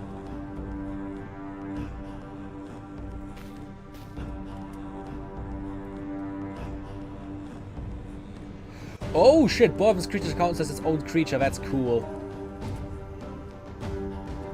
I just wait for it to get closer. Okay, now it's time. I'm gonna save Bohaven.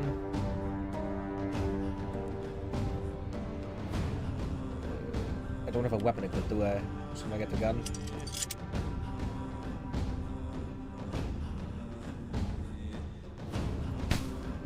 Fuck. Okay.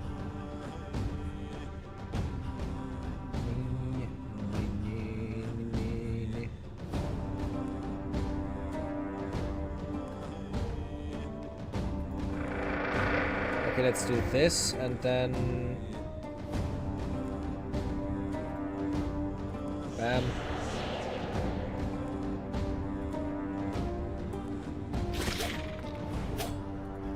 That's tanky.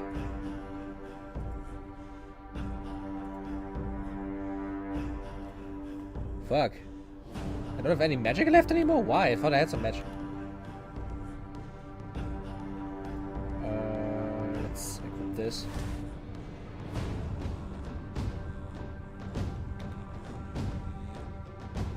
I'll just reload and then turn. Whoa!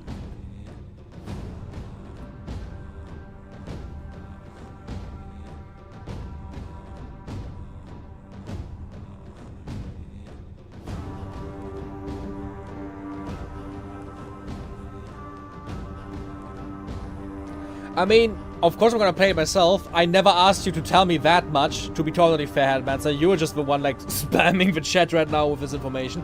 I just asked if there's anything. I didn't say you have to explain me. But okay, very much thank you still. For example, the basic one is a 45-degree angle. The one I use, the Reaper, is just normal down slash, and there's one that just straight up is a lunge. Oh, okay, that makes it so much more comfortable. Okay, thank you a lot. I think having, like, a version that's just like a down slash is gonna make it way easier for me to deal with, because the fixed angle is what's annoying me. Like, that I can't, like, fully, like, aim at an enemy and, like, specifically, like, have to do, like, the direct jump is what is annoying me. Like, because constantly, like, oh, like, try to do it against an enemy, or slightly too high, slightly too low, bam, I missed it. Same with jumping puzzles. You are passionate, I know. I don't think we're strong enough of a spider.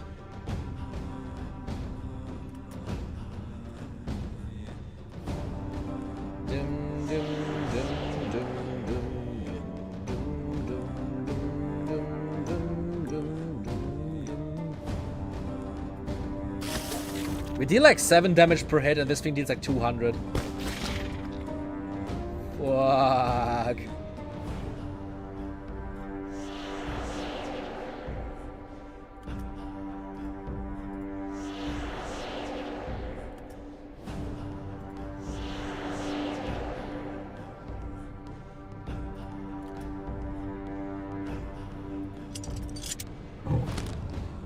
Yep, we're gonna... Oh my god. I'm loading. I'm very happy I saved.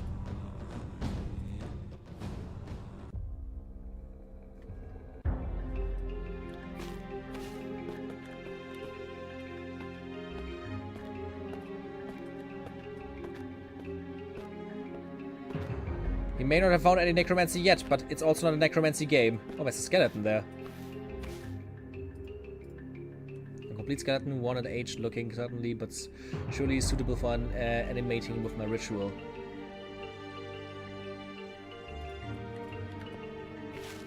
Okay, good to know there's more.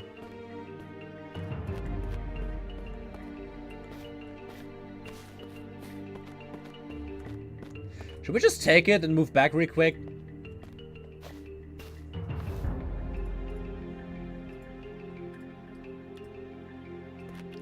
At some point, we really have to play Ender Lilies.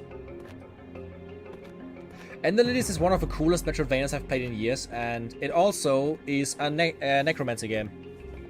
Gonna get off now, promise a friend that I would play with him and later maybe sleep. Maybe a good idea after a 12-hour binge, man. We've been playing since 1 AM. Thank you, Headmancer. I hope I see you next time as well. We still need to play Deadlock on the weekend, though. Don't forget that.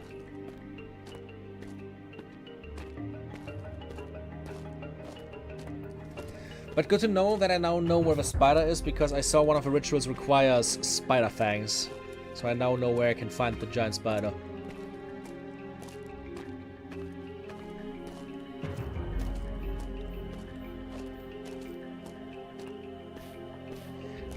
It would be nice if I could maybe make my summons carry shit.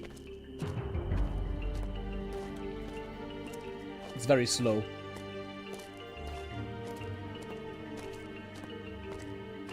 Very slow and steady walking back, so that we can have another one in our shack of summoned skeletons and that one creature.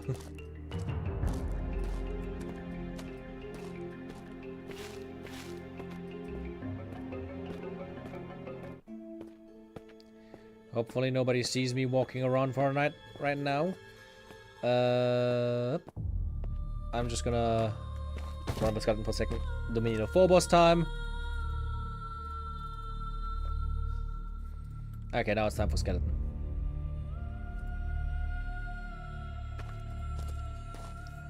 In general, there have been like so many games releasing right now that I all want to play. I had to just decide on which ones I want to get first, because I would be interested in playing Metal Gear Solid Delta. I know it's like a very awful remake considering it completely fucking the art style of original, but it's still like a better looking and better playing version of Metal Gear Solid 3, so I would like to play it. But it's like $80, so I'm just gonna wait until it like goes down a little bit. Then also like Hell Let Loose release. I was excited for this game for like 5 years at this point. I'm so excited to finally play it. Played it a little bit yesterday and it's like just as good as I imagined. Then also like Demon X Machina released today. Silksong yesterday. I finally got my key for Soul Frame. Played that for a second. Although I have to admit I'm not the biggest fan of it right now. And at least for like the first 2 hours it felt extremely boring. So I hope maybe then it's gonna get better later. You know what?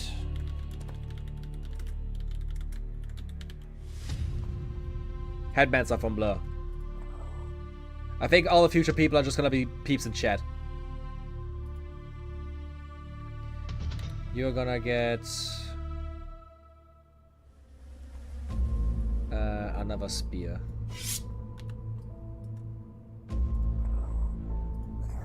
And I'll follow.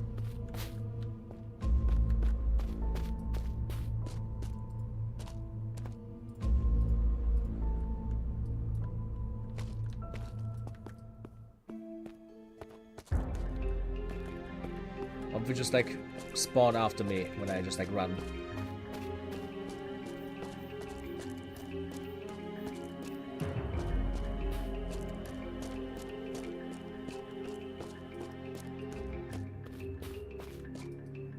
They coming? Yeah, there they are. Look at my army! Yeah!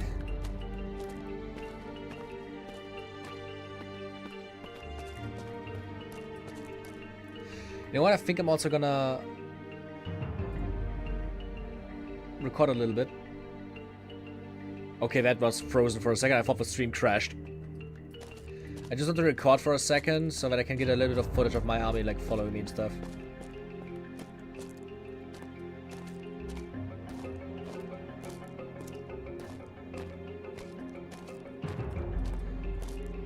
Oh my god, there's an animate side over here as well!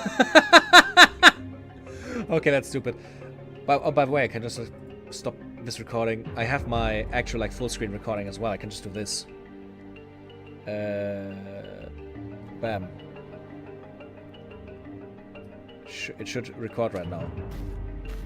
Let me actually check because it's a new setup that I have. In the OBS folder. Is it creating something new? Yeah. It is recording right now. This is the file. By the way, you guys want to try out a few things? I've been trying to, like, when I was setting up the new donation goal, I was trying out a few new features that I found. Oh, there's a cave. Okay. Like, for example, apparently now when people put emotes in chat, they should appear in the video as well. At least from how it was described. I didn't have like a feature to test it. Oh, there's webs and cocoons everywhere. What the fuck? There's red webs as well.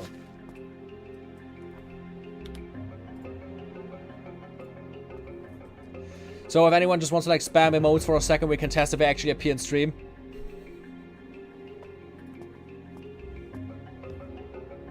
Nestled inside this rocky overhang was a pair of human-sized bodies tightly wrapped in thick, sticky spider web.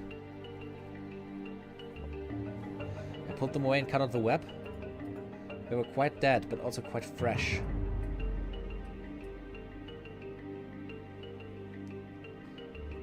Sanem and Rashid.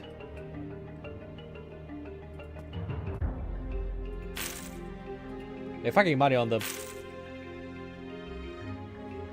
I don't know, has anything happened with the emote, with the emoji? Or is it just for emojis and shit?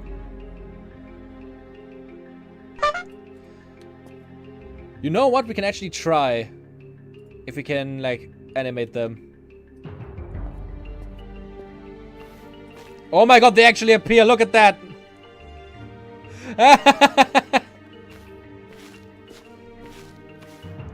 Good to know the emotes work. People can spam shit now, if they want to. We can now try if we can actually also animate a corpse, or if it's just skeletons for now.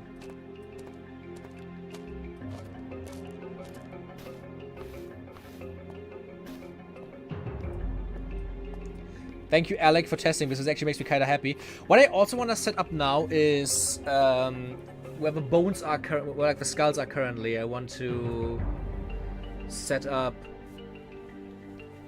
I don't even know what these called. Like a lot of streamers have them, like these little jars. And every time like somebody donates or like somebody subscribes, anybody does something, there's just like shit being put into that jar. And I can actually like set up an own PNG. People just spamming emojis now. The hearts worked. The skull and the other stuff doesn't seem to work. What?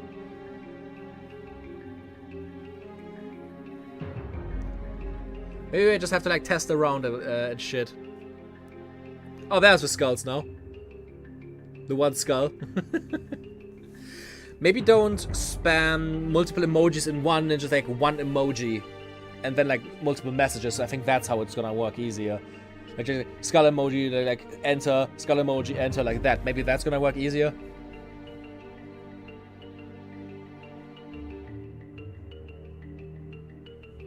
Just to, like test it out. In the meantime, I'm gonna try to animate this body. Could be dead calling. However, I was not currently carrying a startup skeleton. Yeah, it's just for skeletons. Zombies work differently, and I can't do it right now.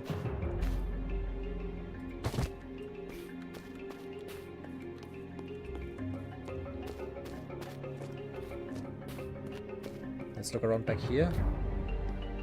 There's another big cave.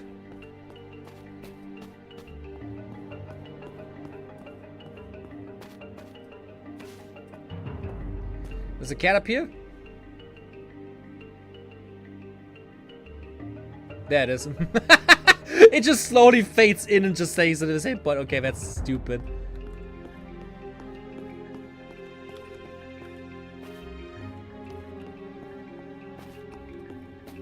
I'm gonna experiment around with it and like set up a few things until the next stream. I literally am gonna do this right after the stream.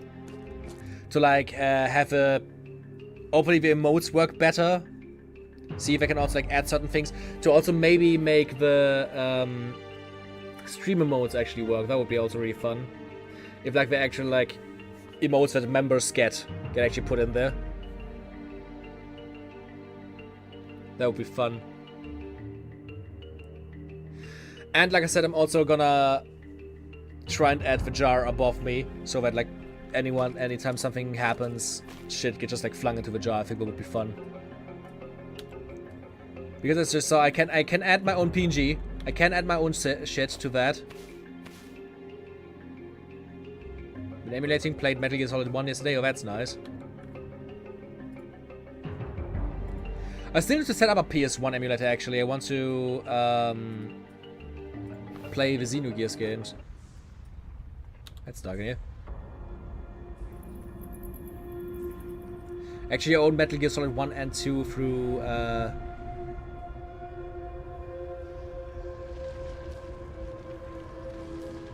in GOG. Let me just activate the torch real quick.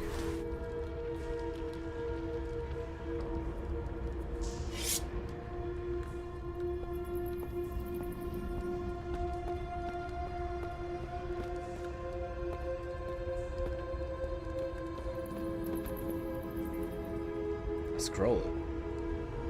Scroll bore a sketch of a magical glyph, the same as that which I scrapped into the earth as part of the animate ritual. Beside it was written the chant now familiar to me. Added to the end of a different hand and a darker ink with words hoc face in virtue mortorum. I noted this down. Perhaps I try the next time I celebrated the animate ritual. I took it. Good to know that I can hold a torch and a skeleton.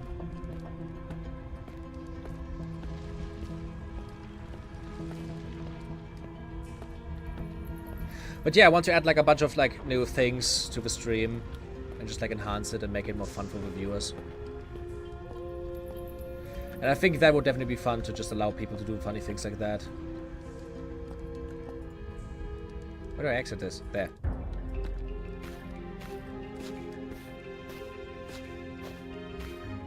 It reminds me, I got Geneforge 4 and 5 and all of the original Might and Magic games on my GOG account. Gotta play them. Oh yeah, at some point, definitely. I also have a few GOG games I still have to play.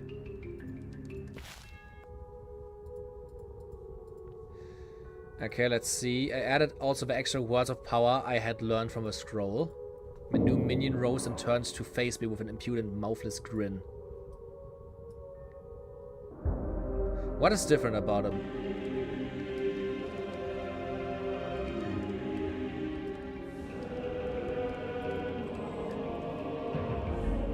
Oh! He can pick up bodies now!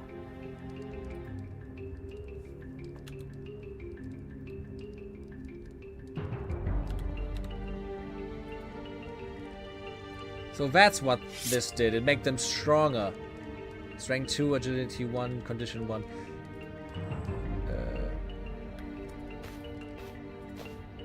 Does he actually just have more strength? Yeah.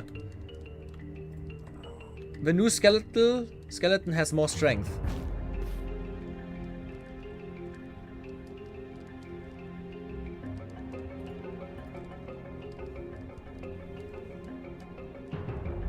That is awesome. Okay, rename. Alec von Bleu.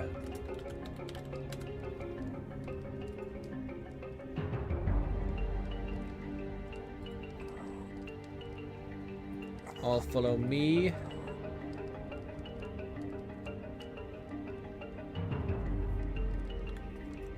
Pick up nearby body, that's very nice, but he can do that now due to his risen strength. Let's check what is in the rest of the cave. Yeah, I think, yes, I'm strong skelly, exactly, Alec. You're the strongest. And I think it would be fun. I'm just like thinking about like stuff I want to do for the stream. I know my video output in the last few months, half a year or something, hasn't been that great. It's just been like bigger projects and less time led to like less videos, sadly. I'm gonna try to just like be able to like work on more things, make the streams funner, make the videos bigger, hopefully be able to like spend more time on it again.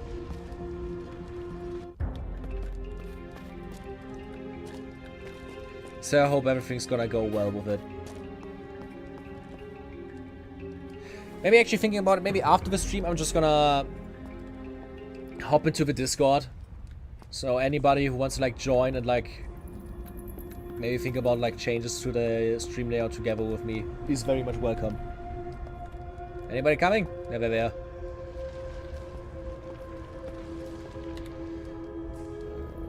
I think I'm also just gonna equip the gun. You've been streaming regularly and the movie nights have been great. Yeah, thank you for that. I've just been thinking a lot recently because for some reason like the last month of streams have been awful. Like the streams before, I had like suddenly like consistently like 20 to 30 viewers, but suddenly like the last few streams have been like 5, sometimes like 3, and I don't know what's going on. We could also switch to a 1 game per video model. No, the videos would be like 5 minutes long. I want it to be multiple games per video because that's like the entire point of the series, like showing off multiple games. Focusing on 1 game would result in like, sometimes I can like speak about a game like for like 10 to 20 minutes, but a lot of the time it's just like, yeah, I just wanted to mention this game for a minute, and then it's like 4 or 5 minutes to talk about this. Like for example, in the newest video it's like 30 minutes and I talk about 6 games. You know what I mean? I imagine I heard lilting voices deep over the cave talking, no singing. No singing.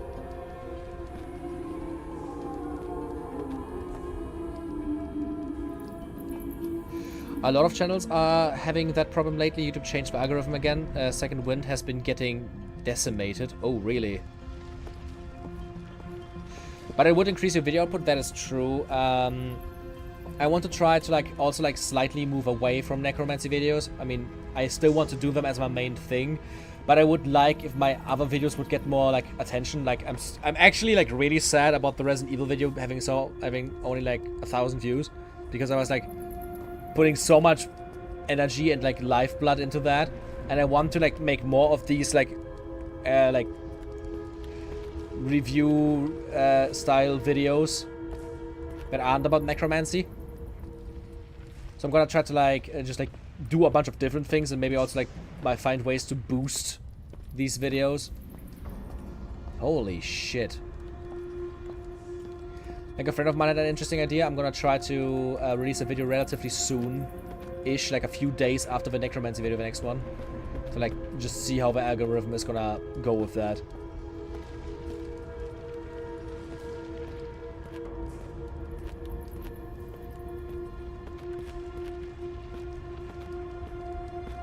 Where's this cave leading? The other one was leading to a green fire. I just want to see where this one goes first.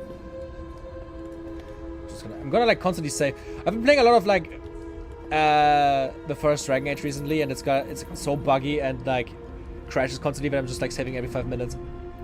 As the tunnel opened up into the wider cave, the sound of her footsteps echoed in a strange way. Spent 0 skill points to identify the sound. No, it wasn't anything, I guess. I accidentally clicked it away.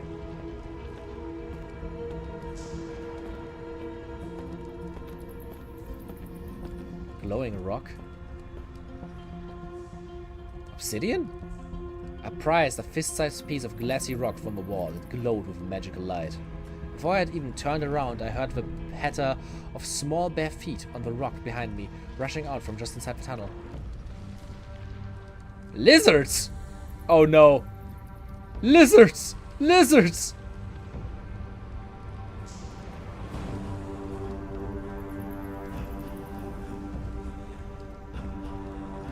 Okay, let's just...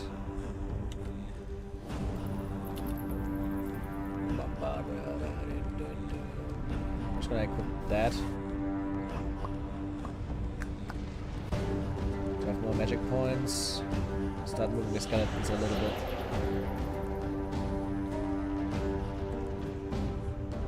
Oh, that's fine.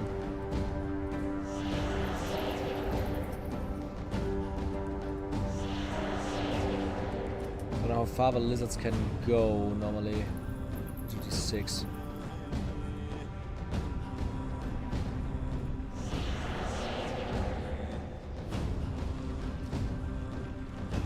This is a YouTuber curse of starting a channel with a hyper niche. Yeah, it's like that hyper niche is going like crazy, but everything else is like not getting anything. Which is why I'm gonna try to grow while still doing necromancy videos, but trying to like make people care about me and not the niche, if you know what I mean. Like, I would want to like at some point that people just like chime in because they, oh shit, a new Rising Blur video instead of ooh nice, a new necromancy video. You know what I mean? That's like my end goal. So like people be actually there for me and not the content. I'm guessing it has Constitution -2. It's like a weaker one. Let them all go. Oh shit, they move really far. Holy fuck! Come on. It like walks 50 miles and still attacks twice. What the fuck? What the fuck?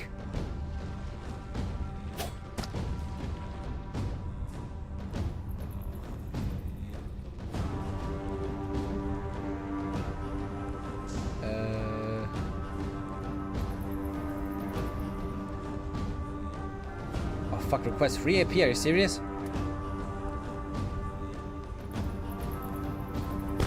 Oh, come on.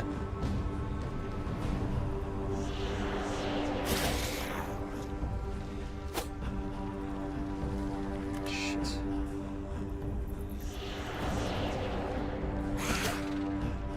Okay, I killed the first one.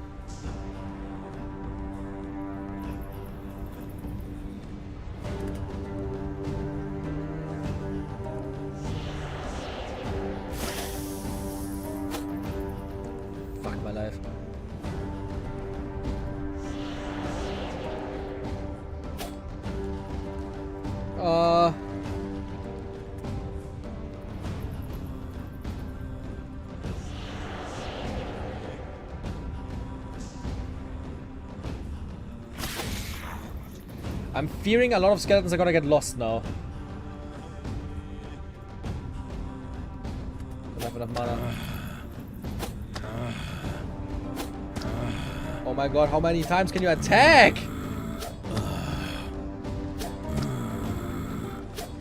At least you guys tanky as shit. Oh my god, look at how many times they just go at it. Whoa!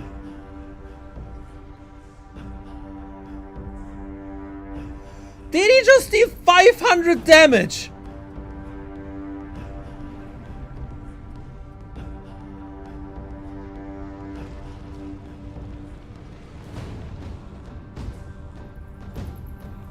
Jesus!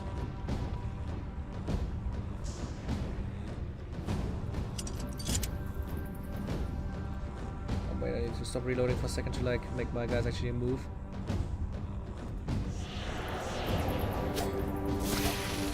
Holy shit, 150 damage there. Nice.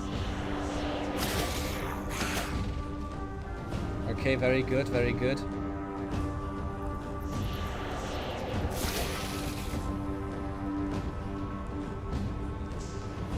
Please say I can...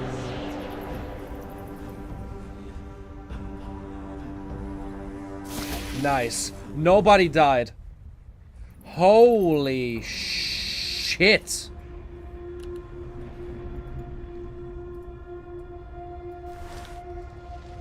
That was an insane fight. Okay, Proteus is fucking insane. I definitely have to bring him back after this to the guy to like heal him. Oh my god, one of our skeletons wasn't even here. Now I just need to repair all of them.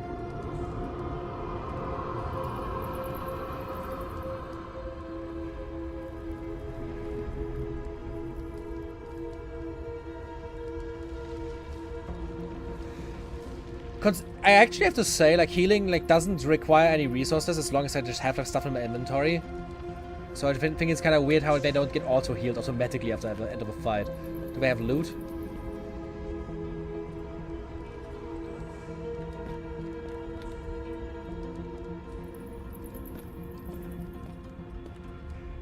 There was a traffic jam, that is true.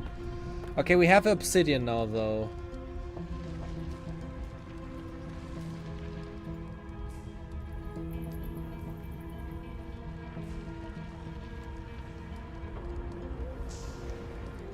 Also, I think I want to wear that.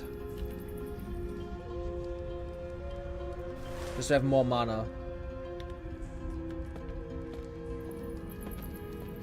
I don't need a thing. I don't think I need it still for the ritual.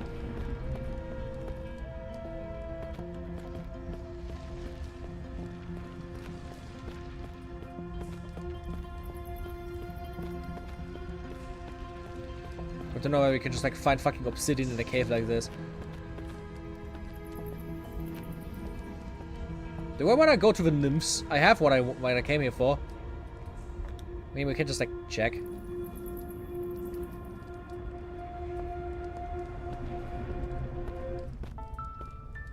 I was drawn forward by the singing. After passing through a low rock archway, I came upon a magical fire throwing flickering green-tinted light onto the cave walls. Two beautiful maidens awaited there. Their singing had ceased, and they smiled lasciviously at me. How wonderful! Hello, young human. It is fine that you should visit us so late in the year.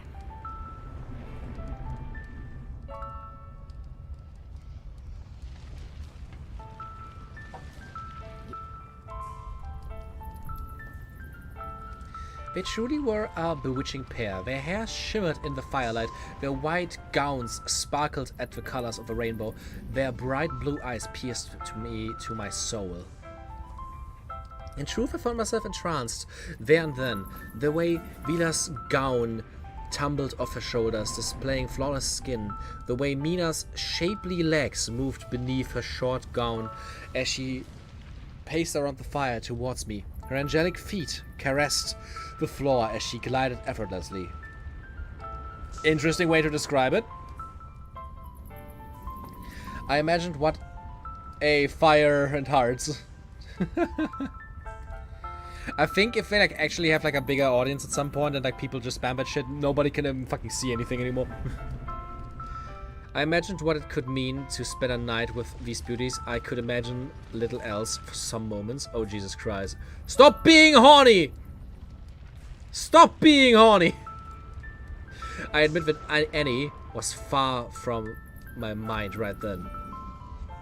Oh my god! We know what you seek in this cave, mortal. We can give you the magical obsidian you require for your preparations. However, we cannot deal with you while we have these minions in tow. She waved her hand... oh, Jesus Christ, that's hard. She waved her hand dismissively at those that accompanied me, as if to shoo them away. Yeah, Rise from Blur really seems to be into feet. It truly is my character. I was mesmerized by her beauty. Please return alone.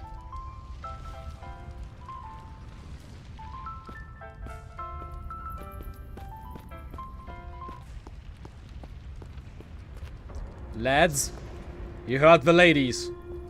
If I want the threesome, the orgy has to stay behind. You can watch though. The maidens both smiled as I returned. What is this place? Not just a cave, as you already surmised. This is a gateway to Zmaikovo, our true home. We tarry here briefly on our way back there to enjoy the mortal world and the mortals in it.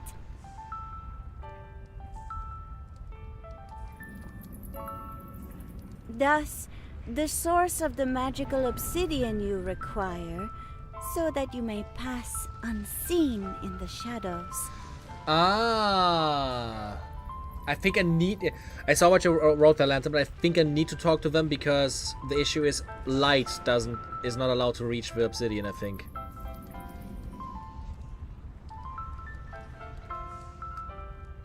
Oh, that's they're just talking about obsidian himself. Am I misunderstanding something? I would leave the strange creatures in the device.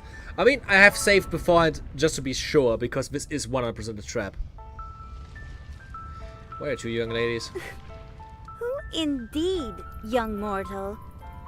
We are older than you might think, perhaps. And we are playful and not bad. We are not of your world, though it is our summertime playground. And who are you? Spend 0 skill points to impress and entice them. Let's go. I'm Rizz from Blur Van Elstrick, a rising star of the mortal world. Already my power grows and magic flows through me. Falling for the sim trap. You know me! As a lover, unequated, tender yet firm, you will remember your night with me.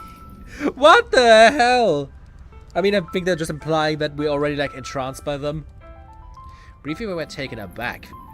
Vila was speechless and Mina intrigued, I thought. Their laughter returned soon after. Oh, we shall have fun with this one, sister. We shall. We shall. Beautiful Vila and Mina, you are like no mortal woman. I must have you both before this night is done. Let's go! You are a lively one. We can certainly promise you a night to remember. Yet, be careful with what you desire. Please give me the obsidian. We will, child. But why the haste? First, we should enjoy our time here together. All we ask is one dance. As he glided closer to me, my pulse began to race in anticipation of a dance and what might come after. Yet I knew who these maidens were, Samodivas, of whom I had read, perhaps even the very same Vila who was mentioned in that decrepit old book. To dance with them and hear their singing could be my death.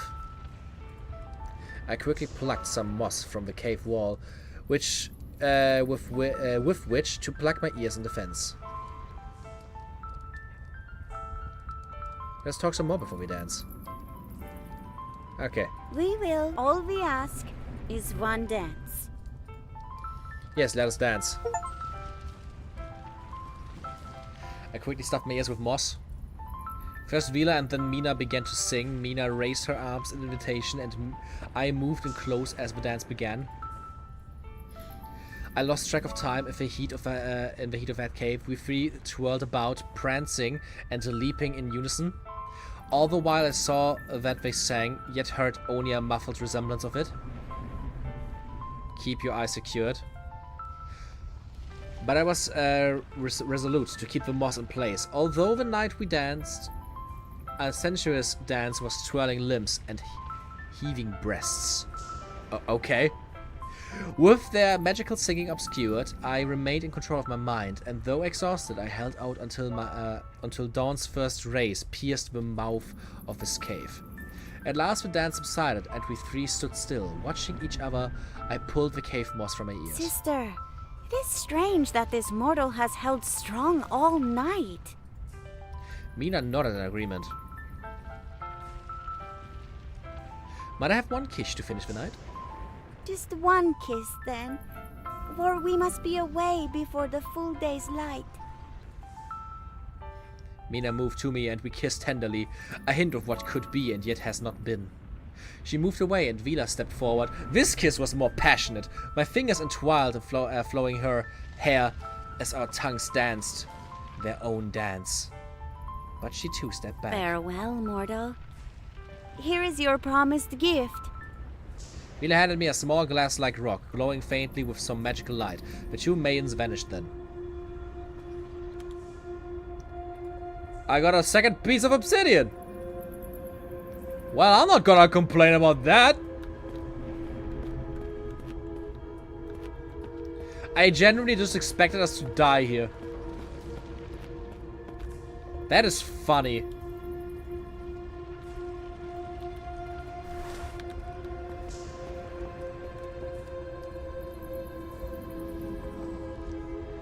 All follow me.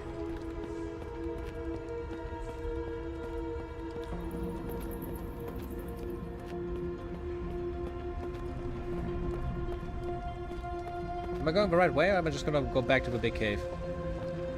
No, that's outside.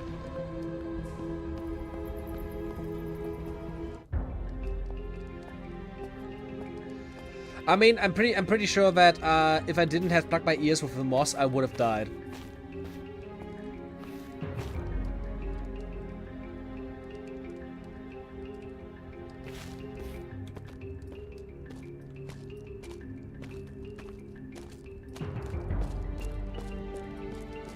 Now that this fucking creature is so strong, I could actually, like, feel more safe fighting the spider, to be totally honest.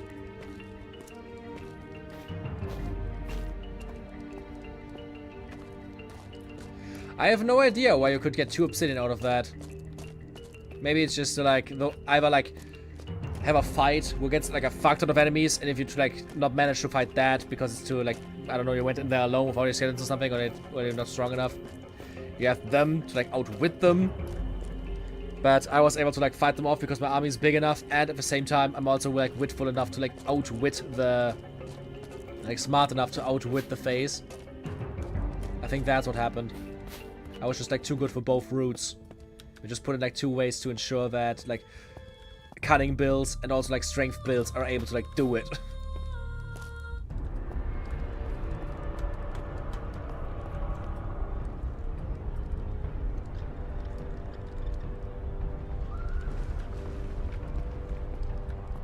Very good, stay all here. I'll stay here. Board's creature, follow me.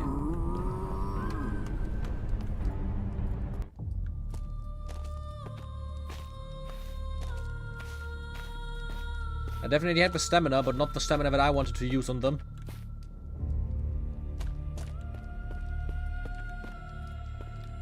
Wait, tunnel. Secret tunnel. We have to go into the secret tunnel. La la la la.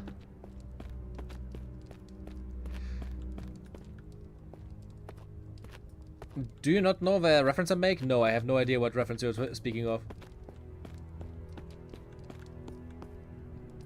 Yes, yes, dear sir. About your creature. Is it well? Is it learning? You must bring it here for me to see. I've not heard any speech for it, yet nor much sign of intelligence. I see. Well, do keep working on it. Oh god, he's stuck. Oh, there he is.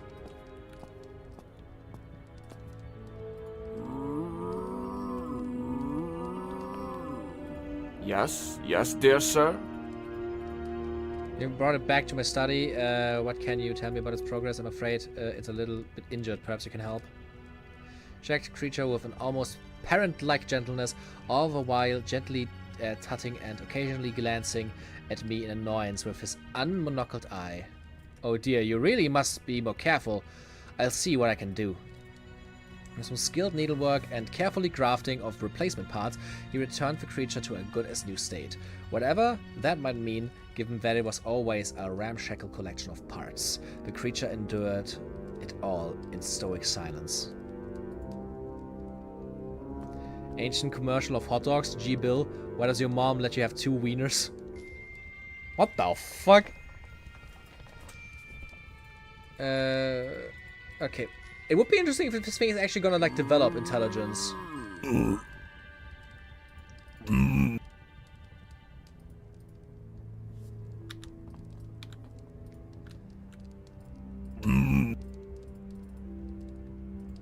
I think at some point there's gonna be...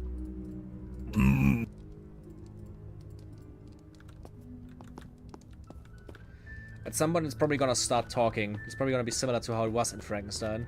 That at the beginning it was like mumbling and didn't have any much thought, but after a certain point it just like learned it.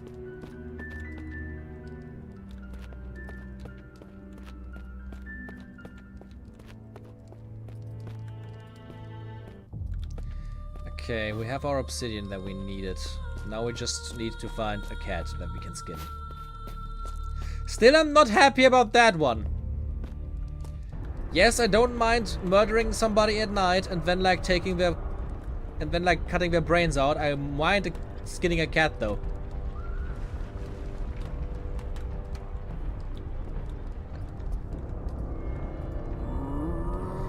Stay there. Okay, it's time to go.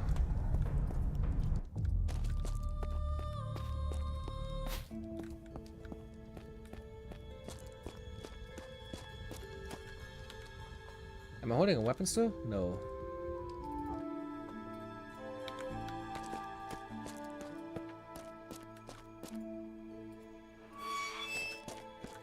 So where could we find a fucking cat?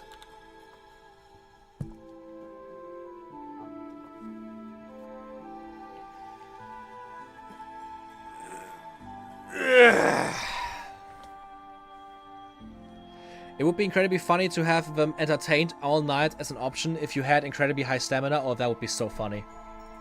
Imagine you could actually rizz them up and have sex. That would be so funny.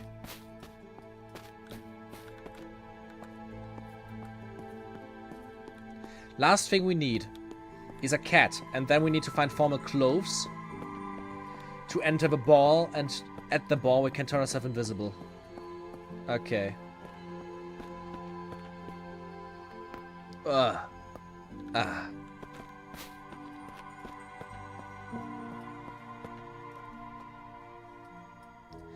Maybe on the farms would be an idea.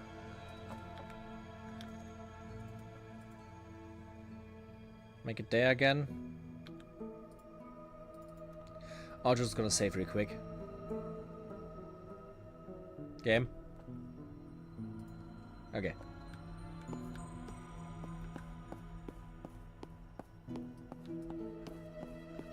Can I steal the farm's cat? That would be funny.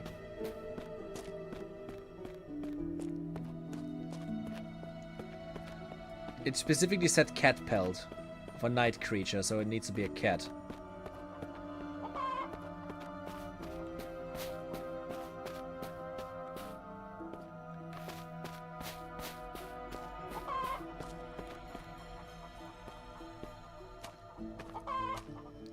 Check the farmhouse.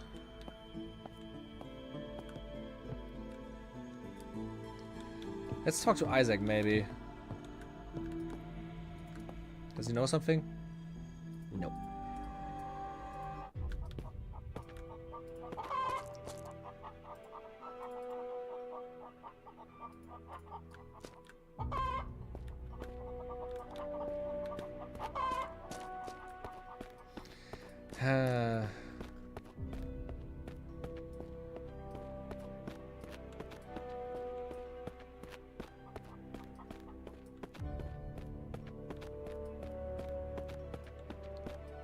Where should I find a cat? One day the chicken feeds will come in useful. Oh yeah, I accidentally used them up already. I asked them about caves, they answered, and they just told me stuff I already knew. And now I say, yeah, they fulfilled their debt.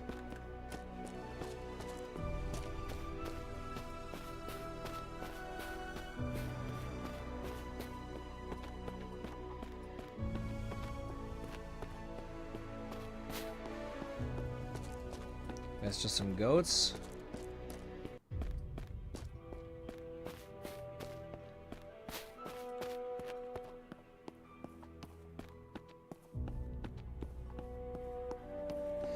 Where could I find a cat? Like, it doesn't seem like... What are we talking about? No, don't attack. People have been missing. Yeah, they started to talk about the missing people. That's not good.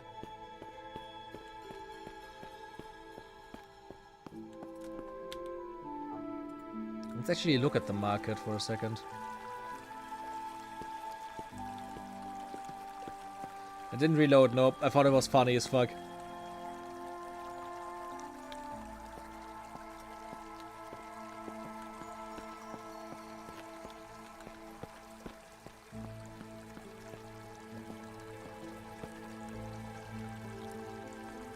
Silk ribbon, needle, dried silk, cloth.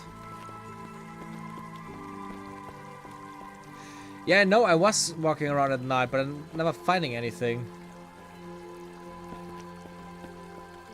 Does she help me? Nope.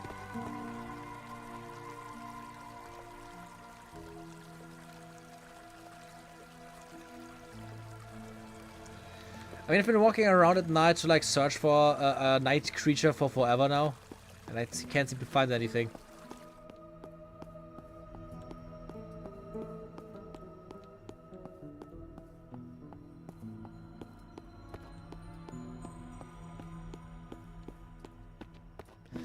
The only cat that I know of that exists is the one in our house. But this one, like, the game literally says, like, it notices our evil intention and runs away on sight.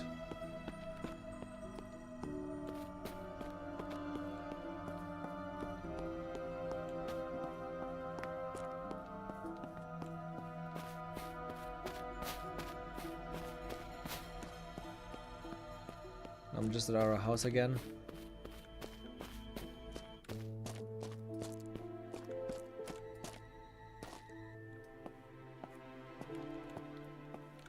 Like you can see when I go outside here. Oh, it's not here right now.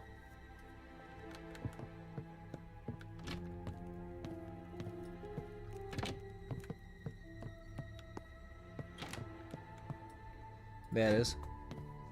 The beast must have realized that my motives were not in its interest. It leapt up and sprinted away.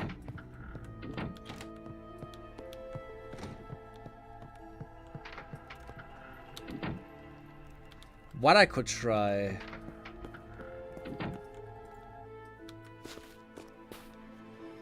Let's make it daytime again.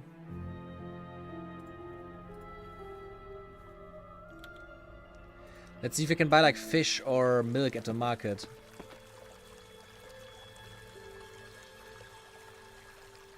I have a jug of milk. There was no fish, right?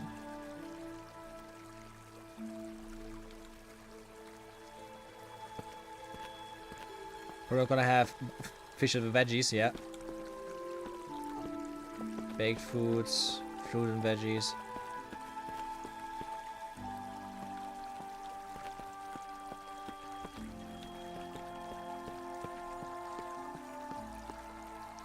Assorted goods, maybe there? No.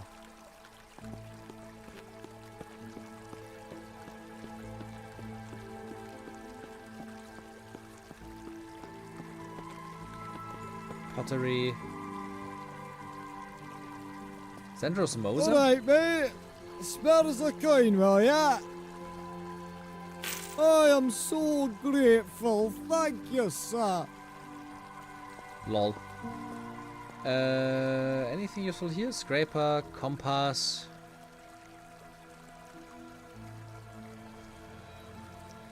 Bricks. Nothing I could use right now.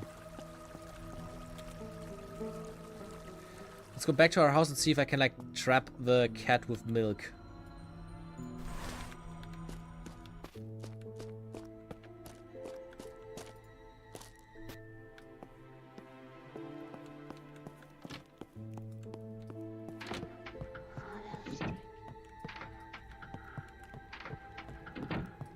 still chilling up there? No.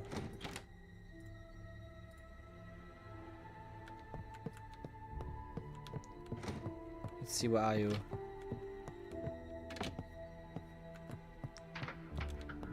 The cat is in the living room with the others. I don't know if I want that.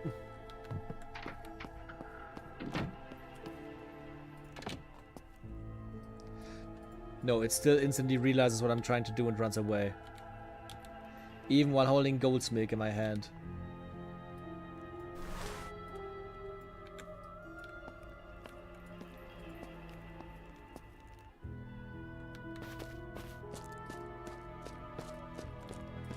Can I catch fish?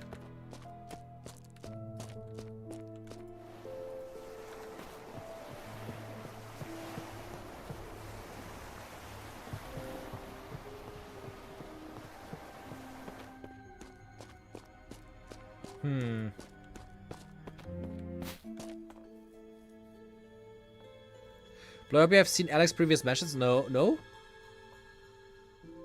Oh shit. Please warn us before the cat harms so I can mute for a bit. Animals being hurt is a big PTSD trigger for me. Oh shit. Yeah, don't worry. Oh god, no. I don't want to trigger that. I'm gonna vehemently announce once we found a cat.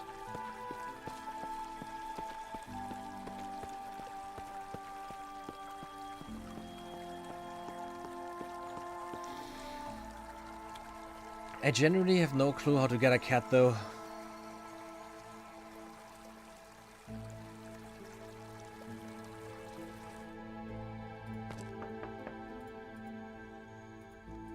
Nothing.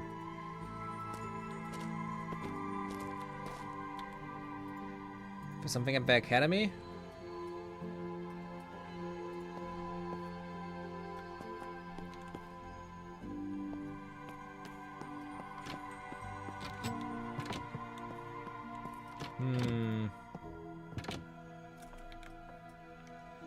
Oh lol, there's a brain in a jar there.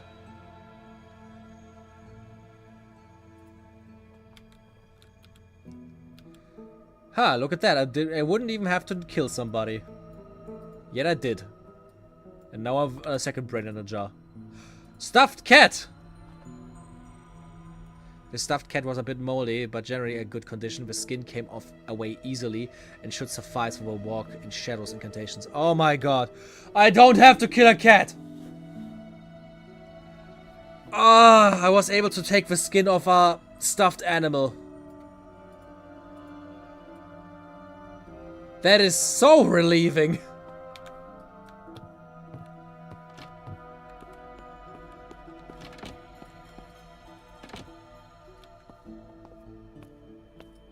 Oh, thank fuck. Yeah. Yeah. Thank fuck. Like, seriously. Thank fuck. We don't have to kill a cat. I need a formal code to attend Gervais's grand ball.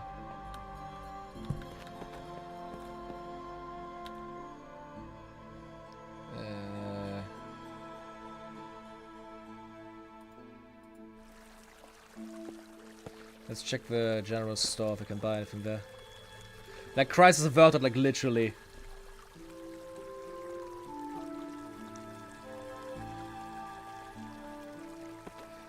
You killed someone for no reason. Good reason in the end. Yep, I killed somebody for no reason. Welcome. But Browse my wares if you see fit. Of course. The best prices you can find in all of Mars. that's a coat I'm just wearing already. I'm guessing this is not like the formal code they're referring to.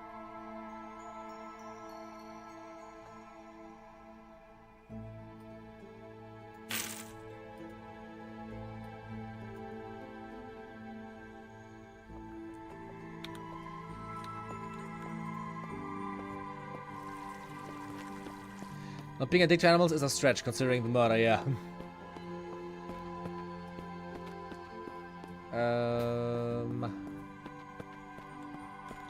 Does my code not count as formal enough?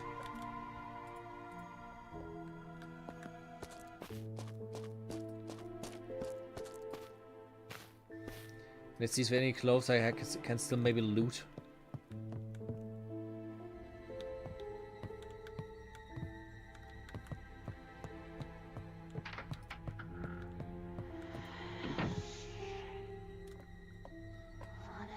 I mean, there's a fancy dress I could use with my mother's, but...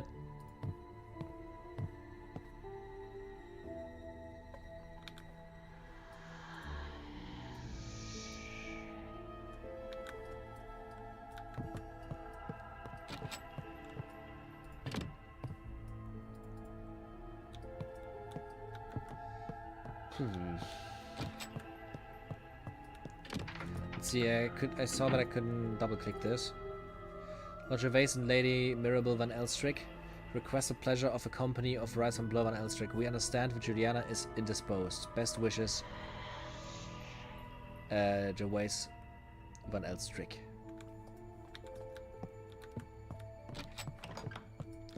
Let's just check if our clothing is already good enough, because I'm wearing a pretty cool coat. Can I help you, my lord? Oh, no. I need a formal suit for a ball at the keep. Did my father have anything I could use? I don't think so. Nothing with a right fit for you, anyway. Arald is the man to ask. Sophia's father. He makes the best clothes in Marnes. They live near the East Gate now. Not that old place they had been when we were children. I'll mark it on your map, my lord. Okay. Then, let's just get to Sophia's house.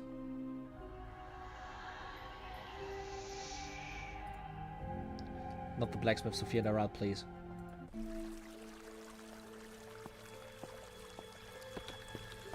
Oh no, there's also a cat.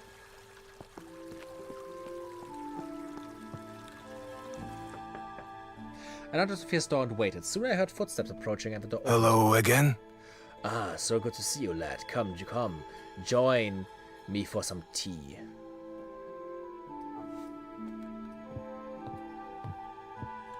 Harold Taylor. Good afternoon, lad. What can I do for you?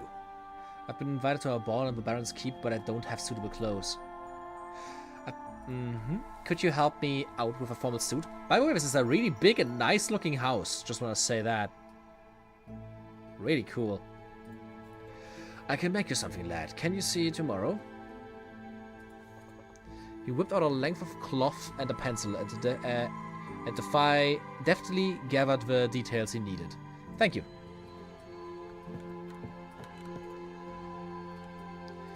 Okay, let me leave. Thank you. And now I'm just gonna skip time.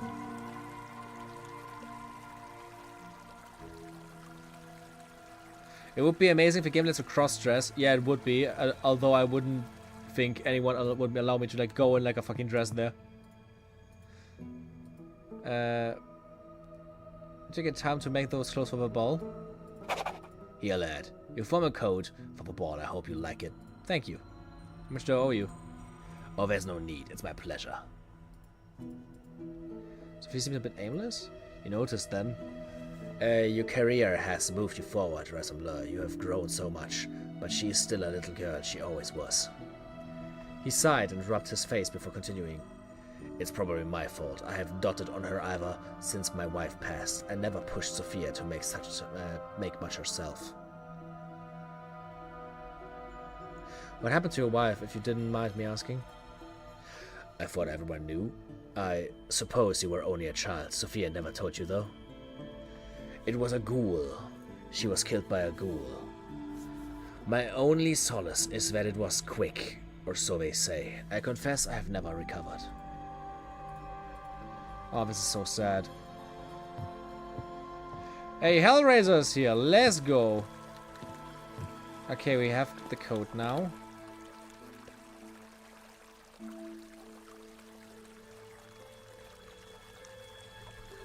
Just put the shirt here and the coat here.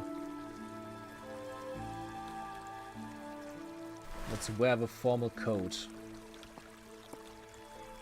Don't we look dapper? I guess we can go to Gervais' Keep. And it's acknowledged my presence with a nod. I am here for the Baron's Ball. I have my invitation. Please let me in. Please return in the evening when the ball will commence. Thank you.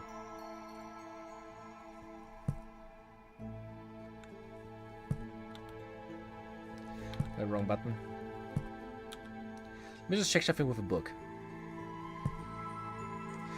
Hello, I will be playing Disgustang already at 4 hours. Nice. So you're a little bit further than I am. Did you head to the red ant area then? How much did you like it? This incantation allows the sorcerer to pass unseen by merging them with the shadows where the dead walk. The magic requires a piece of enchanted obsidian cut from cave rock which has never seen daylight. Chant the words stone cold without light, hold the shadow of the night, carry it through the light, out of sight and out of way, whilst holding the wrapped stone and a lit candle in your hand. Aha. The obsidian must be wrapped in a cat skin. Chant, spirits of the light, lord of the shadows, guide the path, envelop me in thine cloak of darkness, and let this spell be done as you extinguish the candle. Then you shall vanish from mortal sight, so long as you hold the item and stay in the shadows.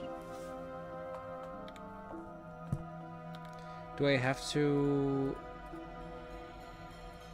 combine them here already? Yes.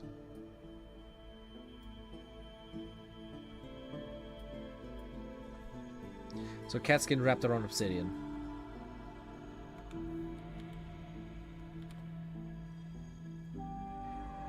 Oh, but that should have been okay, right? Cat Jungle Stone Cold.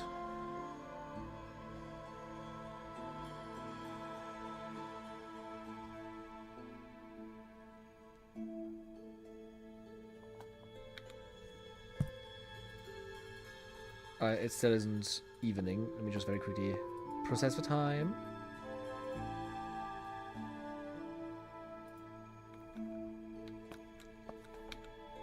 Save. And talk to Andrews again. I'm here for Harrod's Ball. Thank you.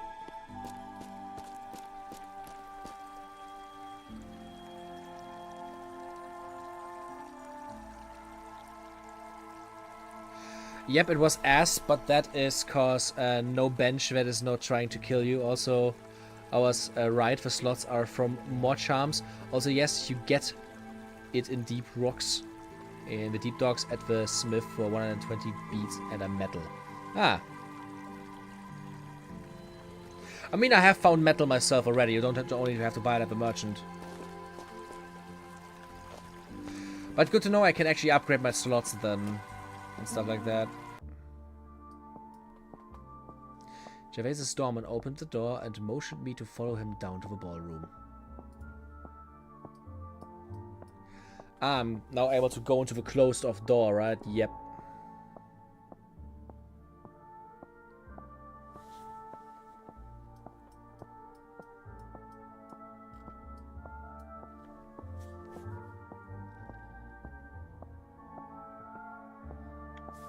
Big building. Holy shit, look at this. Shit looks so fancy down here.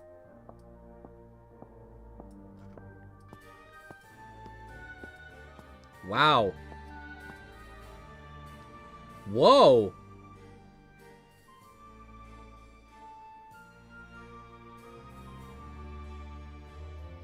Amazing.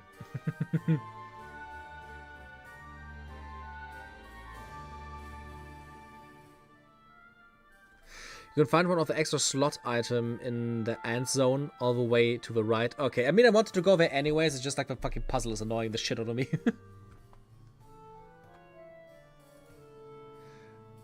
Announcing Lord Rise von Blur van Elstrick, nephew of Baron Gervais van Elstrick.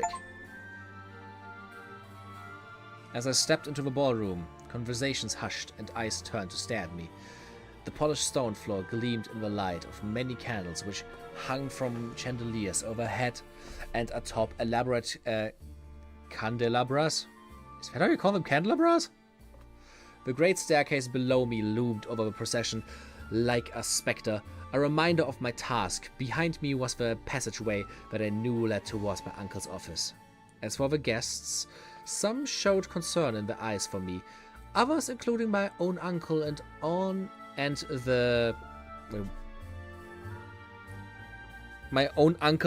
Ottoman official further down the hall, watched my every move.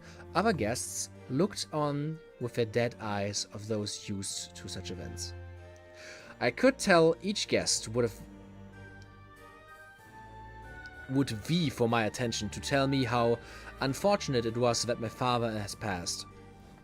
I would be watched and had to be careful not to arouse suspicion if I had hope of sneaking away.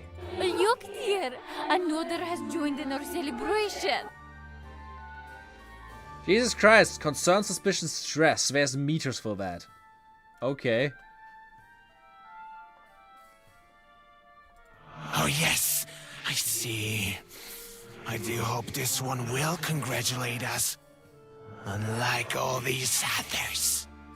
Gods, not another one. Who hates them for it? We offended it. Why do they ignore us? I turned to see who was talking. I looked to the side where I had heard the voices, but there was nobody there. As I stared at the empty space, I could just barely discern the faint outline of figures standing there, but then nothing. See? Just like the others.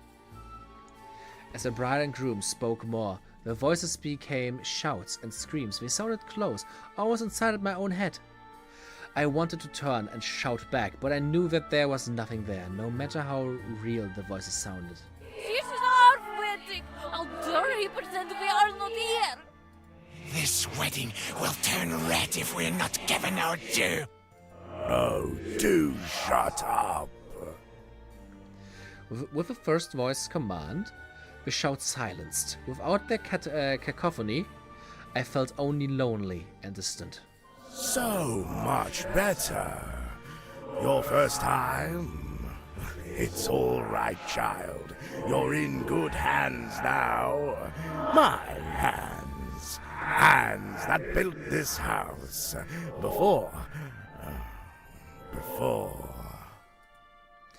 The final ghostly figure faded away. I blinked and saw the other guests staring. Concerns showed on the faces of even those who did not have any before. Uh-oh. I had been awkwardly standing there above them all for some time.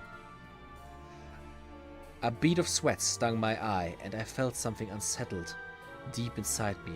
Was the stress of the event, or the task I had planned, already getting to me? Just gonna save here again.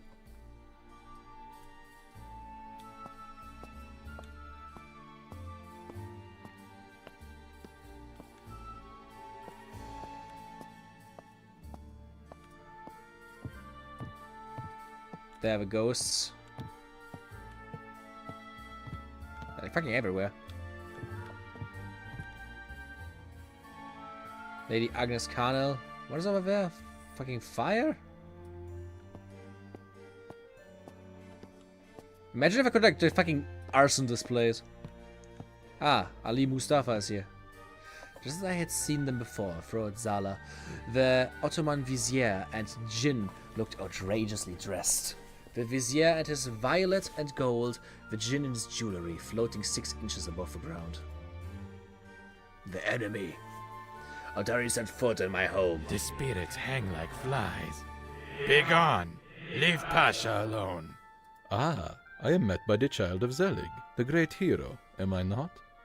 Please, allow me to offer my condolences, dear one. Do not accept his bony words, his honeyed words. His enemy took this land from me. Leave us, spirit. The one you want is long dead. Why do they say you have an enemy? A great frown fell over the vizier's face, and he refused to acknowledge the question. I heard hushed whispers in the silence of the vizier started at me. I had misstepped, but I had a chance to recover. Apologize. My apologies. I am merely nervous. I'm meeting one of as esteemed as you.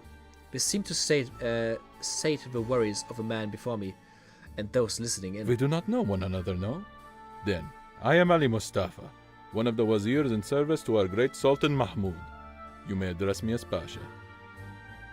You have given your name, Pasha. Is this one important? Can this one tell us of the one they call Werner? I noticed that Vizier was carefully not to acknowledge his mystical assistant, and I wanted to know more of his creature. There would be no way of discussing it openly without arousing suspicion, so I too ignored it. Please call me right from Blur. Pasha, shall we speak? Oh, but of course, young one. When at a ball, there is nothing else to do but speak. You are familiar to us, child. It was you I sensed through your puppet. Pasha, this is the one who controls the spy. Vijin looked to my side and grinned. Then I noticed the faint outline of Zala there. He reached out his hand, claws really, and swiped the air between him and my own spirit. And he has brought the puppet as well. What is this one planning? Remember, tiny one, that I am more powerful than you shall ever be. What shall we speak of, young one? How did you know my father? We have heard many stories of a great hero. It is with much sorrow that I must say that he and I never crossed paths. Or crossed swords, more likely. There is no sorrow for the man. This is only for show. Quiet! What stories have you heard? Tales of greatness. Your father was a brave one, standing against the great evil of our time, as the world watched with worry. We hear many tales of a man as tall as a mountain, and with the fury of 10 oxen. Our children listen with stars in their eyes.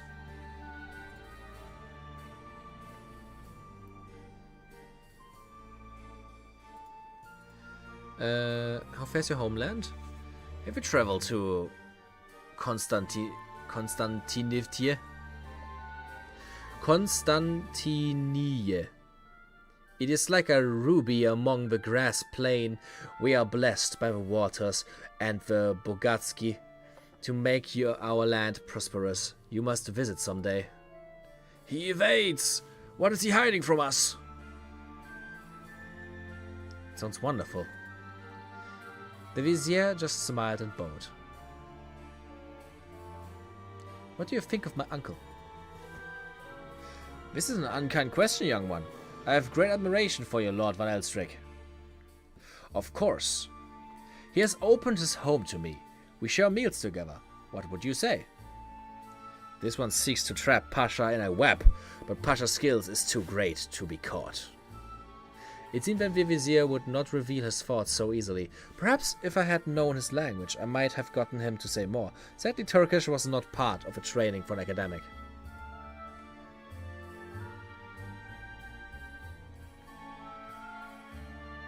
How are you enjoying the ball? It is a most wonderful ball, do you not think? Your Lord Van Elstrick has always been kind to remember my people.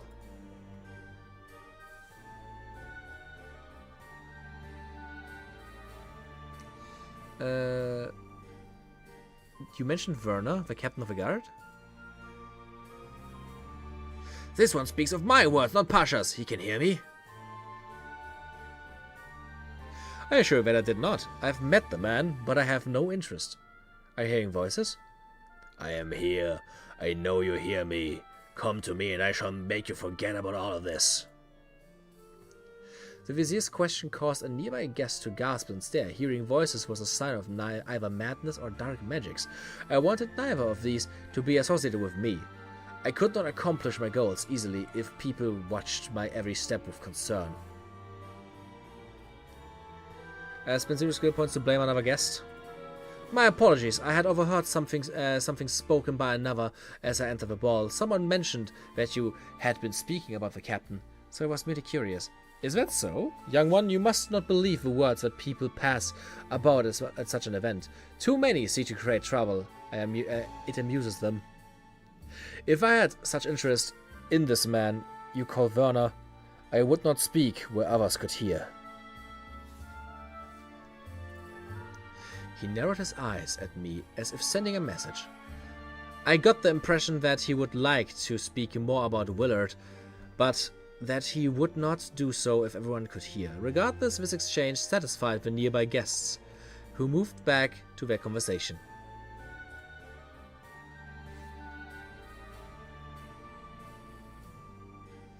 Leave it to the academies to not train you on skills you would actually need, like languages. Yeah, true. I bid you good evening.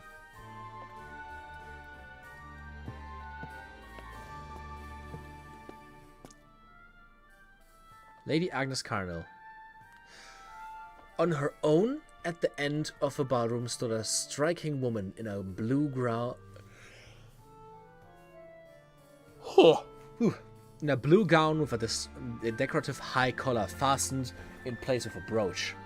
She had a shock of red hair and bright blue eyes that stared off into nowhere. As I approached, she gave only a nod, but said nothing. Oh, where has he gone? Have you seen him? Has he left me? Oh, is that the ghost bride? Good evening, miss. Finally, the woman looked at me and sighed. Lady Carnell, I suppose I must interact, lest my husband be furious. Yes. Good evening. Are you someone important?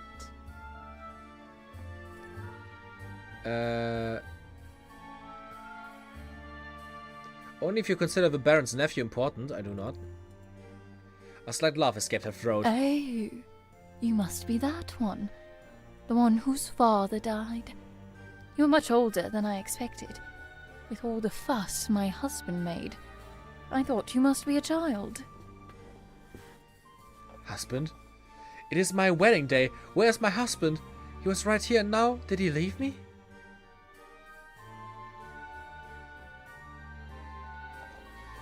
I've been away for quite some time. I did not know your father. But, then again, I do not know many of Richard's friends. It has been hard, him losing a friend and a brother so close to one another. I am sure you must be grieving, so my condolences. So is this my aunt, basically? Is this the wife of Gervais, right? And no, we didn't play yesterday. We played Silk Song. This ghost is literally from here. She does not care. Look at her. So proper and pretty. You drew him away. You harlot. Where is he?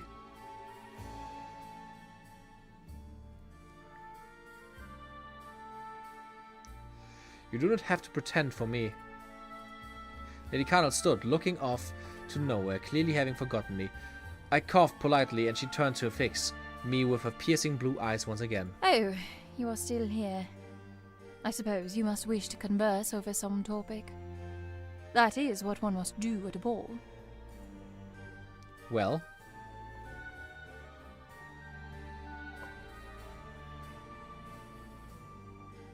You said you didn't know my father, but you must have met him? Your father? Who are you again? Oh, Zelig, of course. He did not come to these functions often. How he managed that is something I would love to know.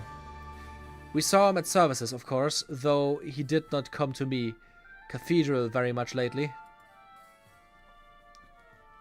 A moment of focus came to her eyes as she looked directly at me and frowned. I do hope that Juliana is faring well under the circumstances. She has seemed so distant lately. I heard her health was failing.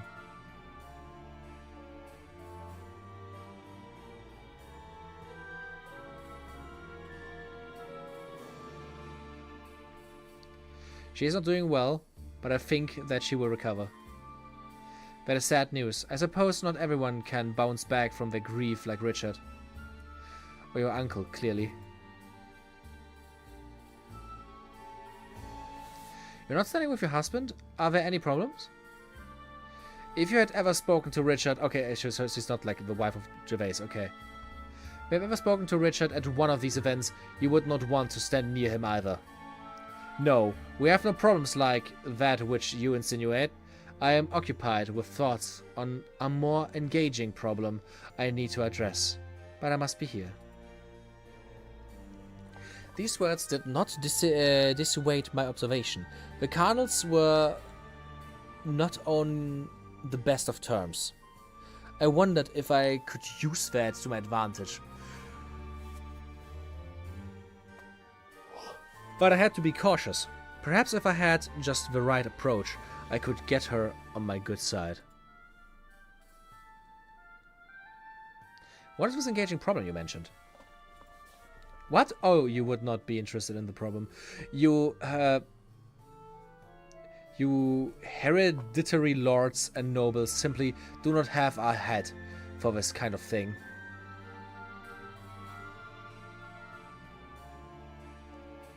If I removed your head, I might. Jesus. I would like to try.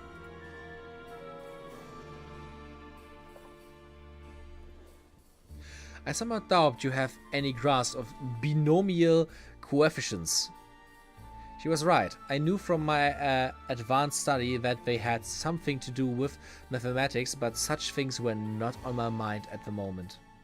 I might have had some notes back at my workplace from some studies I had done, but mathematics was not something one did so easily in one mind.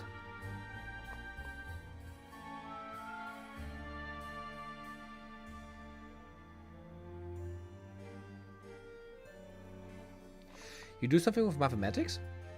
Or do you know something about mathematics? How surprising! Everything is an equation if you think about it, from how the wind blows through the trees to how people make decisions. We simply have to find some way to measure it.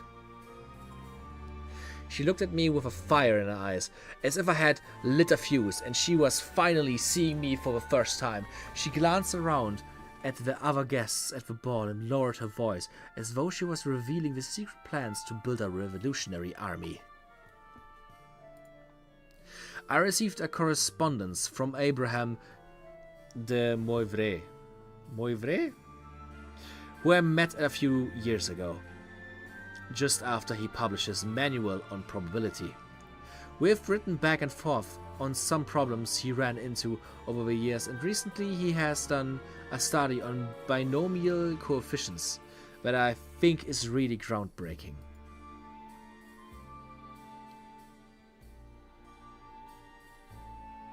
Then tell me about it. He does not seem to think they are important, but I think that these numbers suggest something about the disruption of chance as occurrences increase. I think, yes, he must connect these ideas to the concept of error and probability. I have been working on the proof in my head, and that might be... She studied me for a moment and finally sighed. I suppose that I cannot really expect someone here to meet my expertise on the subject. I must be boring you. Or at the very least, I am not being a very good guest. Richard will have my head for that. But thank you. I think I have a piece of a puzzle now. She flashed me a dazzling smile then. The first I had seen from her. I noticed for the first time that Agnes Carnell was not only an intelligent woman, but also a very attractive one, even though 15 years older than me.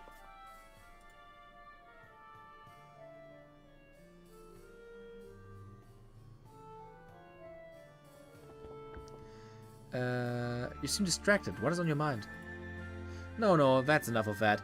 Leave me to my thoughts on the subject. If I'm not careful, Richard will talk to me this evening, and I really would rather not hear his tedious voice droning on if I can help it. About your husband.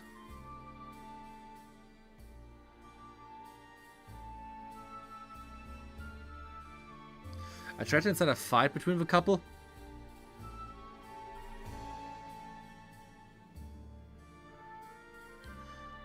Well, some people do not value scholarly pursuits as you and I am. Why can I not read anymore?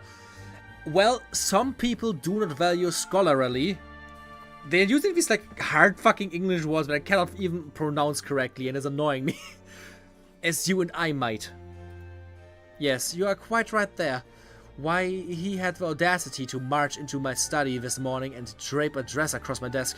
He suggested that I should start getting ready for the ball. I have better things to do than to spend hours in a dress I cannot even sit in.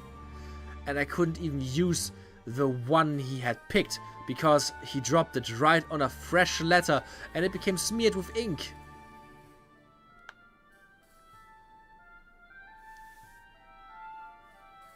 How dare he bother you when you are working? Yes, you understand, She looked at me with discerning eyes then and lowered her voice.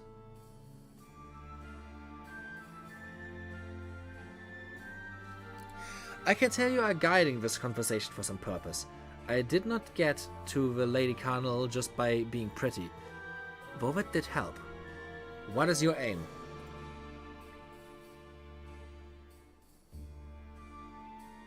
I need a distraction. I wish to leave unwatched. You and me both. I would love nothing better than to slip away and get back to my study. So you thought, what if Agnes and Richard had a huge argument? You can try it on Richard, but he is very suspicious. Tell him I have been talking with that man Pope. They cannot stand one another.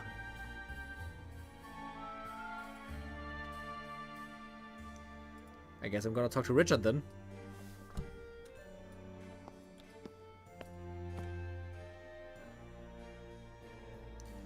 There's Gervais.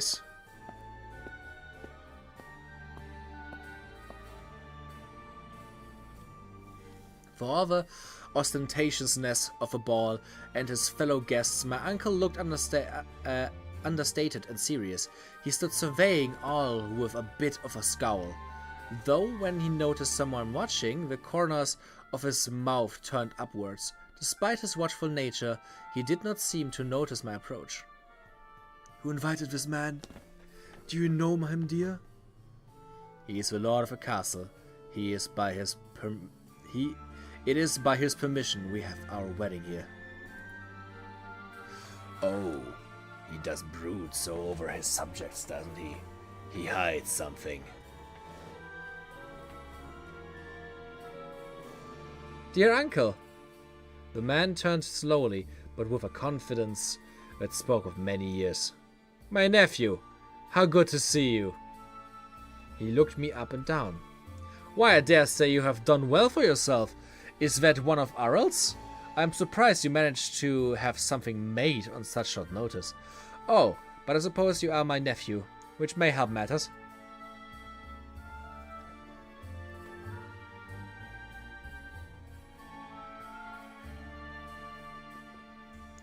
Well, Sophia was a childhood friend of mine.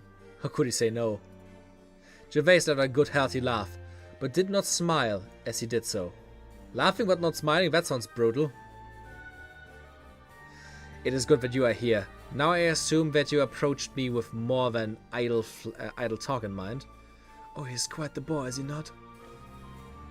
Now, be kind to our host. He is not long for... Oh, shut up. Can't you see how his mouth is filled with sharp teeth? Yes, nephew.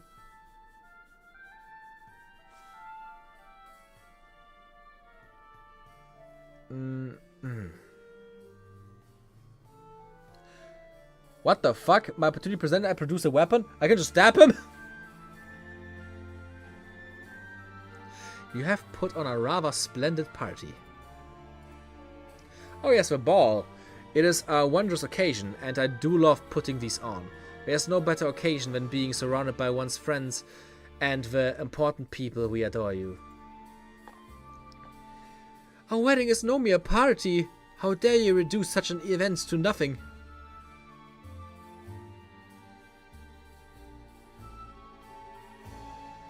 Why put on a ball now of all times? You seem to find such things distasteful in the wake of your my brother's death. My advisor also lost someone recently. So has your aunt.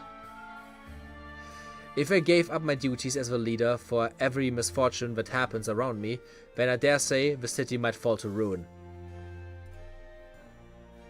Although his face did not show it, his voice took us on a softness. I understand why you would ask this question. We cannot live forever in the past. The world moves on, with or without us. We must meet its challenges or become mired in them.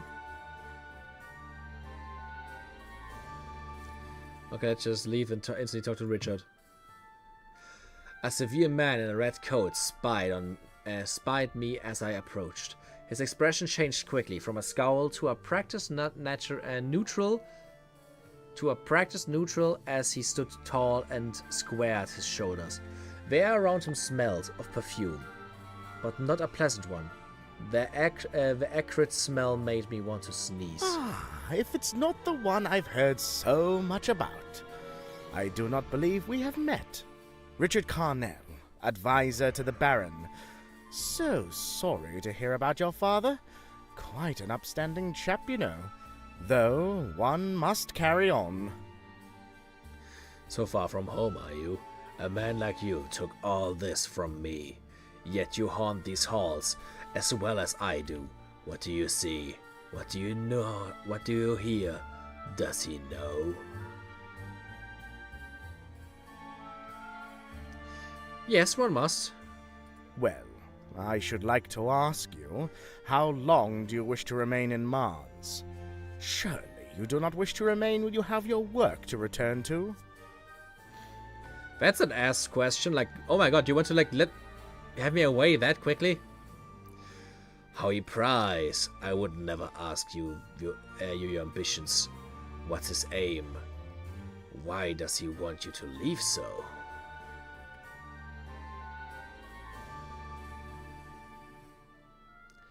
I can hardly think of returning just yet. I see. It would be quite helpful to your uncle and I to know how long you plan to stay and what you intend to do while you are here. I am, after all, his advisor and closest friend. Aha. He knows something. Something he's keeping from you. He's so frail. It would be so easy. Squeeze his throat and his secrets will be yours. Oh my god. No, I'm gonna not wrap my hands around his throat. I resisted the temptation. I took several breaths, smelling the sour perfume that Lord Carnell had drenched himself in. The smell lingered with me and brought me to my senses. Oh, you're no fun. Give in. Then we can be together. I can show you things of great interest to you. At least you could respond instead of giving me that dreadful look. I suppose I cannot expect much from someone who has just lost a father. Perhaps we can speak of other things. Yes, I would prefer that. Let us speak.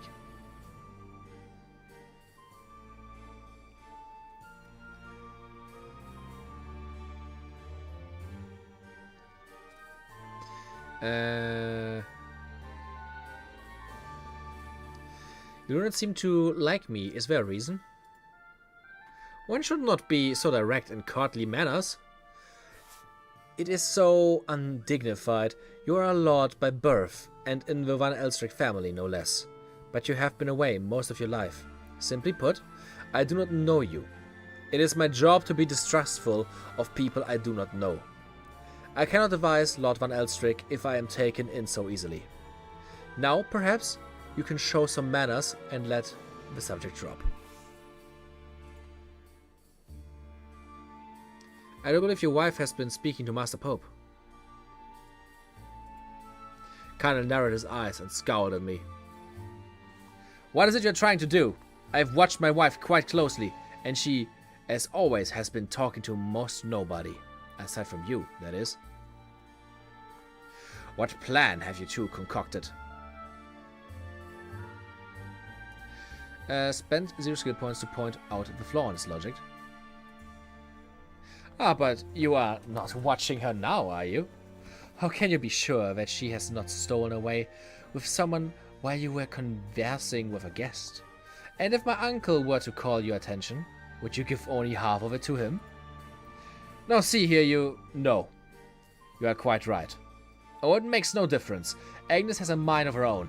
That idiot Pope has as much chance of stealing her as I have of getting her away from a study. As Lady Carnell had said, her husband was just too suspicious. I needed to find another escape.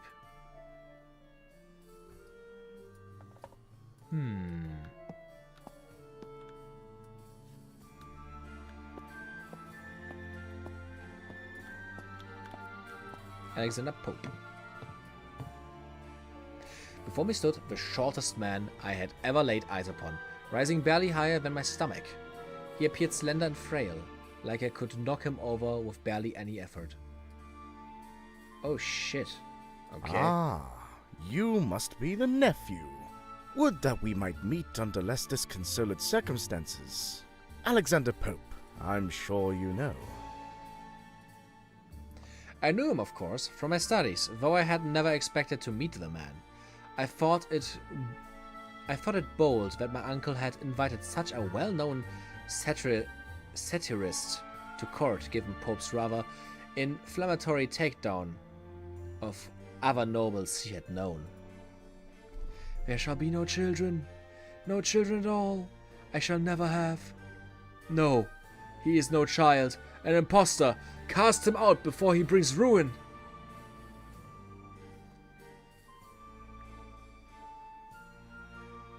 Yes, of course, Master Pope.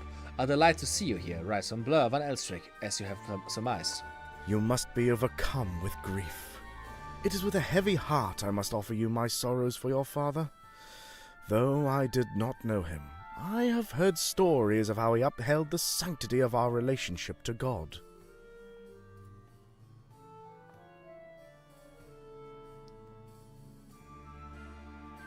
It is Pope Alexander. Wait, is that like actually a pope? I mean, I know that the Pope was quite different back then. But is this actually the fucking Pope at the time, like Pope Alexander? Does he literally just have like Pope as his last name because he's the Pope? What?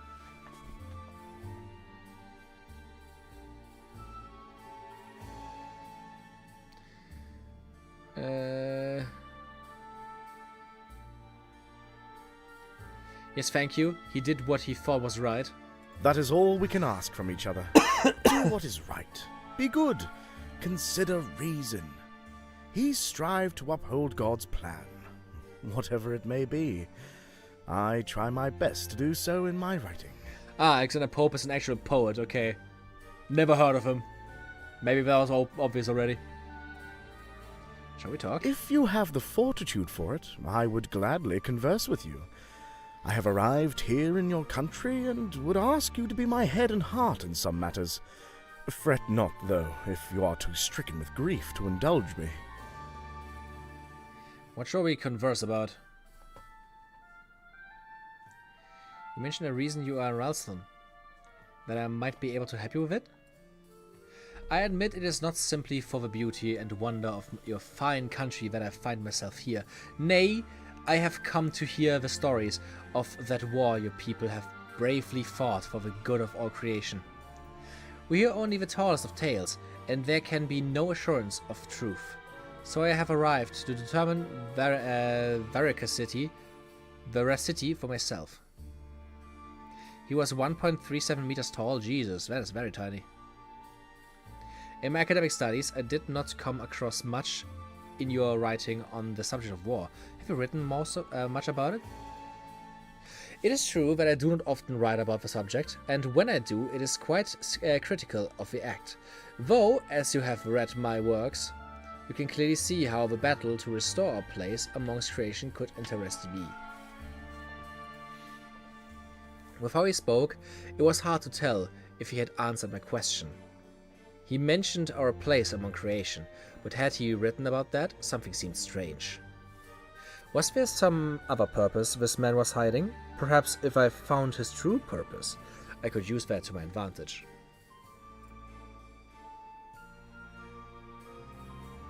Do you mean the Lich War? That really is how your people phrase it? Yes. That war and the one I am writing about are the same. Though I do wish to uncover a more poetic title. How about The War of the Grave or The Necromancer's Tale? Oh shit! Title drop! I shall have to consider it more.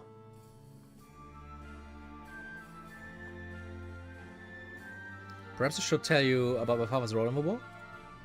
I thank you, dear man, but no. If my research has shown fruit, I understand that you had little contact with your father during the war. A sorrowful truth, but a truth nonetheless. I wish you luck with your project then.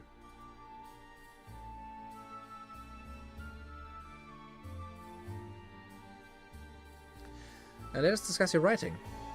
Ah, are you much read of my meager works?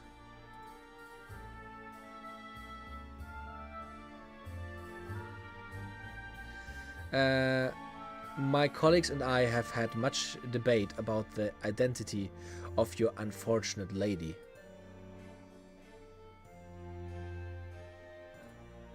Oh, that is the mystery that every personage has asked me. To that I remain sealed. Yet, to refresh my mind on your country's wonderful language, I recently translated this very poem. You might find one such copy at the local academy, if someone has not stolen it away as treasure.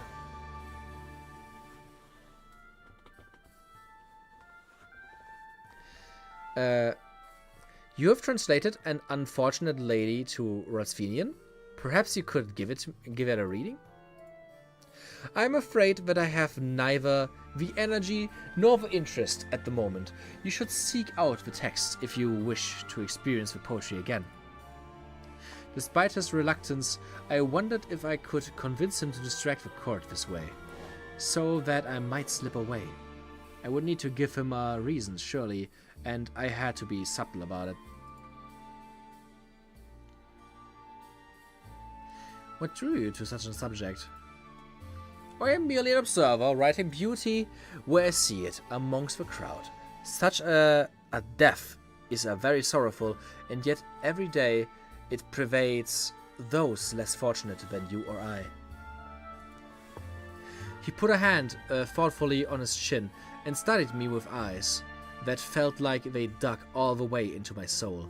For a moment, I was sure that all my sins were laid bare. It is not lost on me that you have asked about this poem. I pray that you have done so only out of curiosity and not out of desperation. Look around you. Though you may not know them, they all know you. Find comfort that you are held in the heart of many. You will not even hint at the woman's identity? Why? It is a mere fantasy. So many wish the woman to be real. Why do they want for such a terrible end to befall a true woman? That is a very fair statement. In my studies, I have come across your Dunciad. What made you write something so inflammatory? Before I ask him any more questions, I'm just gonna head to the toilet real quick. I'll be back in a minute. Oops.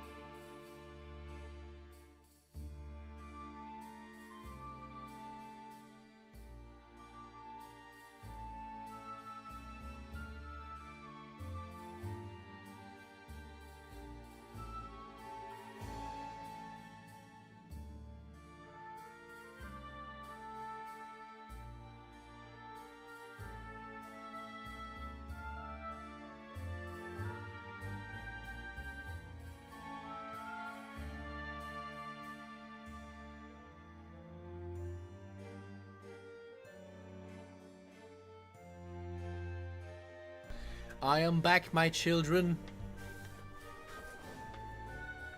Let's just continue talking to him for a little bit. In my studies, I have come across the Duncade. What made you write something so inflammatory? I have said all that I will in my prolegomena to the Valiorium. Perhaps it has not made it to your halls of study. My apologies, but I do not wish to rekindle that argument. Tell you what I'm writing at the moment. Welcome back, beauty. Thank you, Traumdieb, as always, you flirty little sucker. I have several manuscripts I am working on, but I do not think I should discuss them. It is better to wait for the words to be written than to reveal the rawness of my thoughts, although perhaps there is something you can help me ascertain. You hinted as much before. What is it? I have been doing some research into that great Ralston city civil war that endangered nature itself. There's much shared about your father's exploits, but I seek another viewpoint. Your uncle was also there, and yet he is reluctant to speak of it.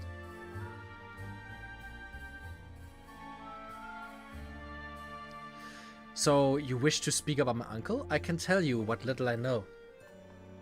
That is wonderful news. You see, I cannot truly verify any stories about your uncle, and hope that someone in the family might be able to say if any are true.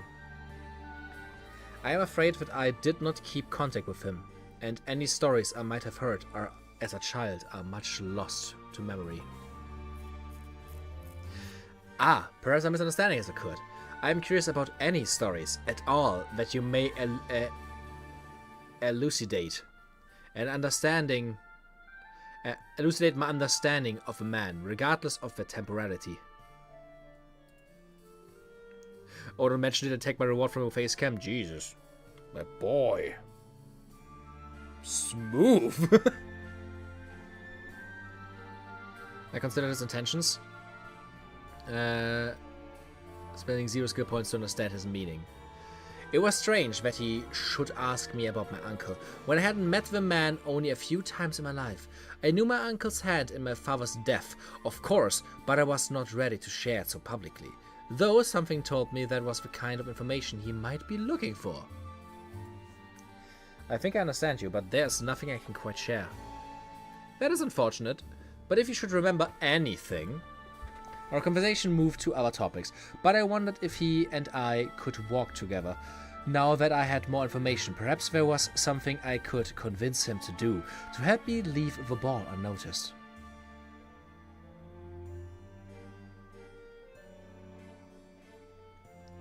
What do you think of the ball?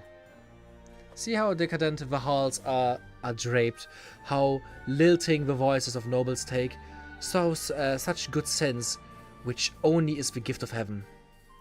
What a spectacle we find ourselves within. His words, they are riddles. I cannot understand, can you? He mocks us at our own wedding. I'm not sure that you have answered me. Good night, Alec. Was fun to have you here. The small man simply smiled and changed the topic of conversation. I am acquainted with your Lord Carnell. He spends every long in your very city. But he is as English as I. We have crossed paths in courts from time to time, but this is my first dalliance in your country. He never travels with his heart's companion, if she can be called that. I wonder, do you think it uncouth for me to introduce myself to she? She's indeed an interesting character, and quite her own woman. Yes, I do believe you have shied the truth of it. Certainly, she could decide herself if she wished for a conversation. I may think on it for some more.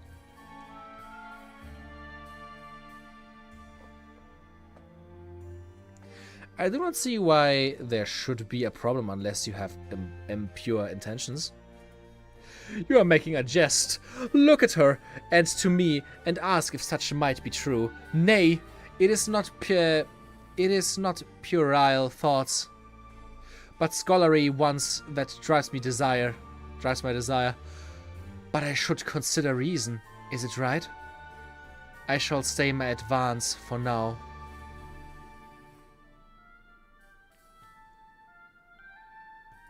What do you feel of the ball?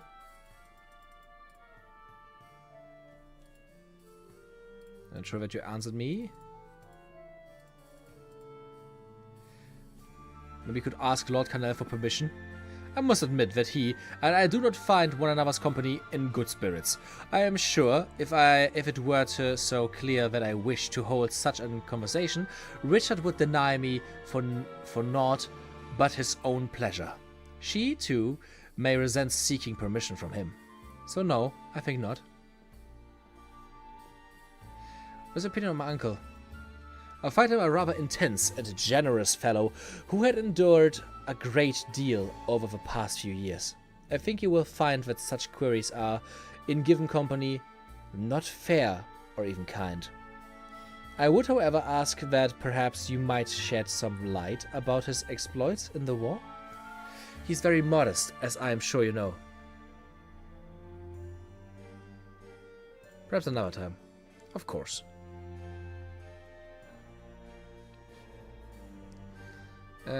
What is the other option?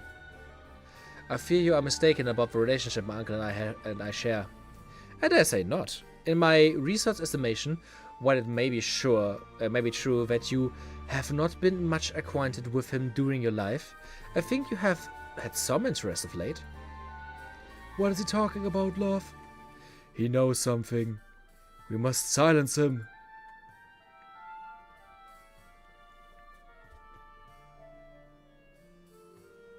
I can tell you what little I know about my uncle. That is wonderful news. You see, I cannot truly verify any stories about your uncle and hoped that someone in the family might be able to say if any are true. I'm afraid that I did not keep contact with him, and any stories I might have heard are a child are much lost to memory. Perhaps a misunderstanding has occurred. Okay, we already let that.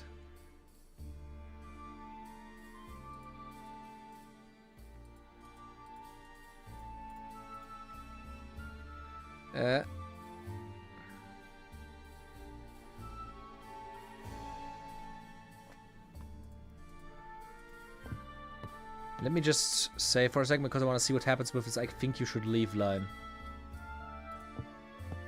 So we meet again. I think you should leave. I beg your pardon. Wherever do you level this aspiration at me? The room stilled and eyes drifted towards me. I didn't know if there was any way to recover from what I had said, but perhaps I could sway how people thought of it. You're right. He does not belong here. Have him escorted out. He will ruin the plan, the wedding I mean.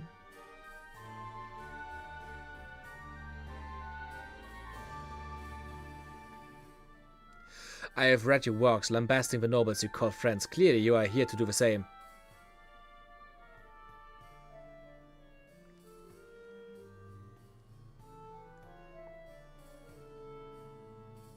I think you may be here gathering information for someone, I know not who, but you are not as careful as you think.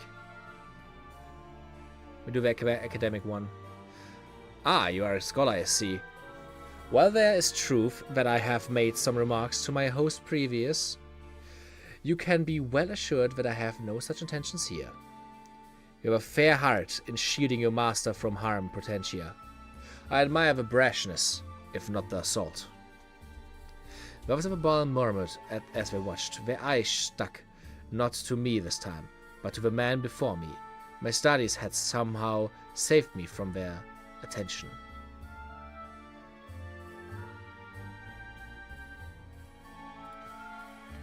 I don't think I have anything else with him now, at least.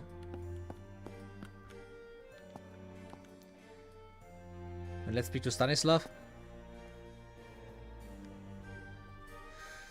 A peal of laughter filled the small space between two nobles whom I had never seen before. The older man smiled broadly at the woman, who held onto his shoulder as she gestured widely while speaking excitedly. As I came closer, a pair of perfumes intermingled to create a pleasant note upon my nose. And so I said to Mirabelle, you cannot let him wear that awful silk. Get rid of it. And I'll bet you told her what Gervais should be wearing. Stories, stories to tell one another in the quiet parts of the day. Stories I will never have. Of course. I can't go to a ball and... The woman stopped mid-sentence to nod her head at me. Such a lovely evening, is it not? Our manners. I don't believe we've met. I'm Marija from Maiter, and this is... Stanislav. You must be the one we've heard so much about. Zelik's child, of course. You must tell me something about your... Hey! Stanislav, I know you're eager to ask, but let's not dwell on tragedy. Oh, such a tragedy. If you ever wish to talk about this great loss we've all suffered. And you most of all. How are you holding up? Stanislav, dear, show some kindness, please. She's doing her best. She's doing her best. Oh, look how they share the conversation. Look how they trust one another. What has happened? What have I done?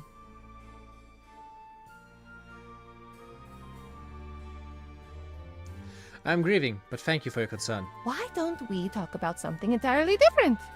Cloth, perhaps. Oh, but I shouldn't prattle on about work all the time. Are you sure you're the woman I married? Quite sure. Are they really so happy as they seem? Was I? I don't suppose I can convince you to discuss whatever you wish, right, dear? You seem to know my aunt and uncle well. Mirabelle is a dear friend.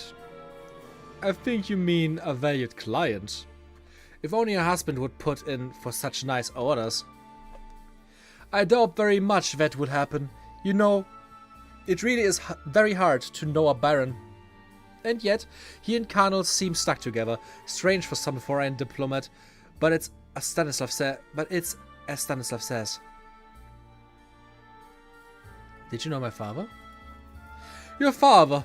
Tell me, is it true that Zelig really single-handedly won the Battle of True Bridges? What was he like as a father? I can't imagine growing up with someone so incredible. Now, dear, you mustn't pester with questions, so... As you can see, we didn't really know Zelig. He wasn't even for these kinds of events.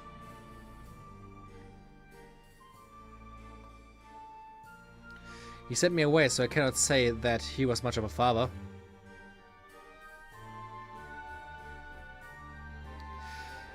You know the stories just as well as I do.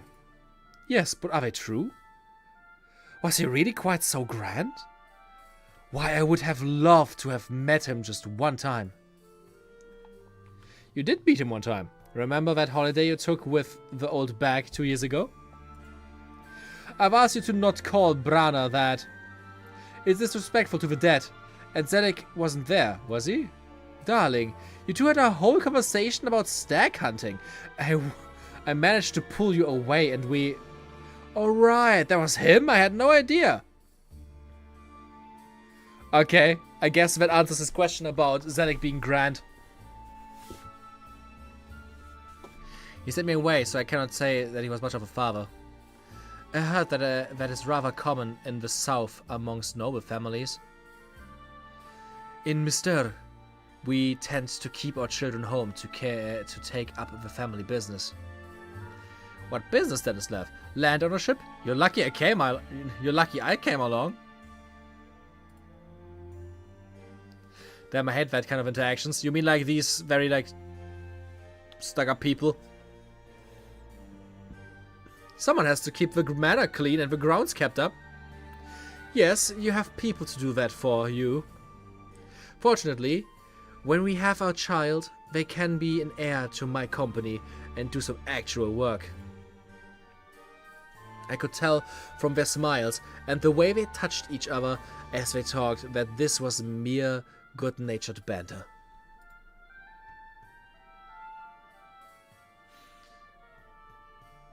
Sometimes I feel like I'm walking forever in a shadow.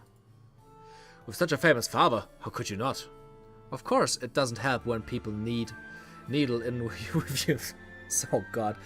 It doesn't help when people needle you with questions, does it? I suppose not. I really cannot say very much about my father.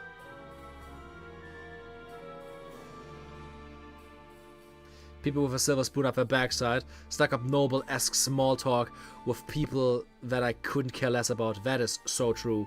Word. Fuck the rich. Maria, you mentioned something about cloth? Wow. I own wool. I cannot read today. I own and operate Mr. Textiles, the best producer of cloth in the country. You have never felt cloth so soft or so fine. It puts Spanish silk to shame. Oh, not this again. If you don't stop her, she'll go on for hours. Be quiet, dear. I'm not above making a sale at a ball. Now, sir, I know you are Arald's customer, and he prefers silk. But he will use any good material if you provide it.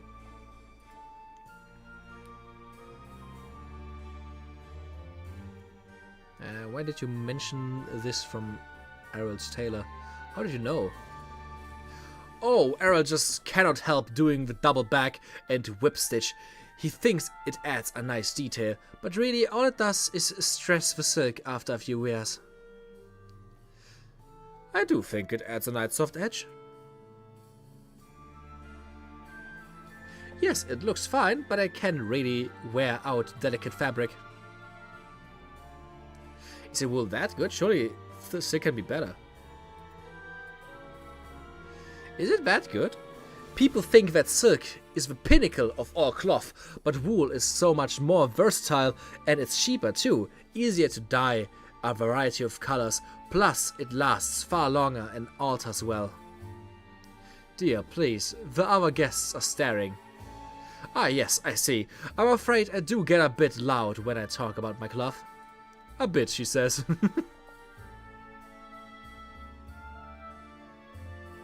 Goodbye, it was a pleasure meeting you. Likewise.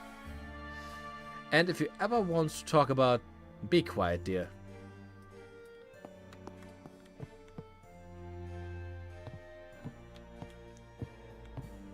Mirabelle. I don't think I've met Mirabelle all that much so far. Mirabelle, Aunt Belle, her only nephew, did not appear to be enjoying herself. She watched me with eyes full and heavy, like they might burst at any moment. Though next to my uncle, she leaned away, rather than to him. She smiled weakly as I approached her. Oh, look at that dumpy thing. So sad, are you? Did you lose your sister? Let me tell you all the things you lost. For just a moment, Aunt Belle's smile faltered, and she heard the voice too. I did not have time to ask before I returned. Though I had seen her in passing at the blacksmith's forge, this was my uncle's first proper meeting with Belle since returning to Marnes. My dear, these are terrible times indeed. I am so sorry about your father. So soon after the passing of my own sister Bernice. Why? It has been so long since I last saw you. You were just a child then, and now look at you. Oh, but do not mind the wonder of an aging aunt. Tell me, how are you holding up?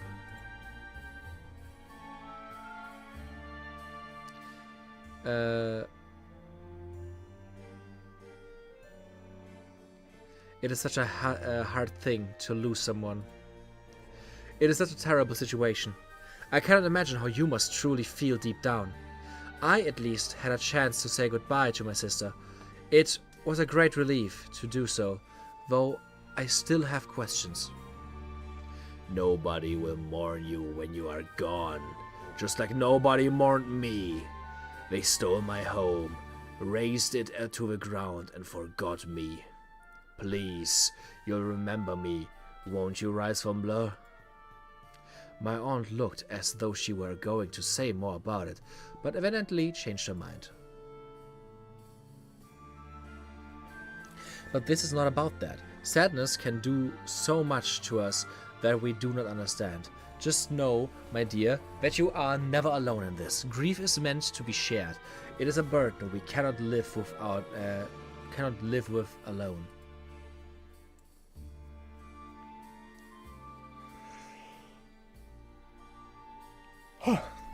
Thank you. It helps knowing I have someone so kind to me here. Listen to me, Babylon. I am making you so uncomfortable.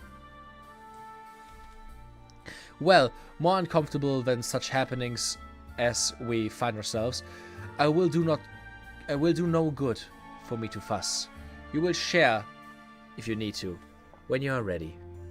Uncomfortable? Oh, I long for the comfort of another. Won't you show me some? Dear boy, what is on your mind?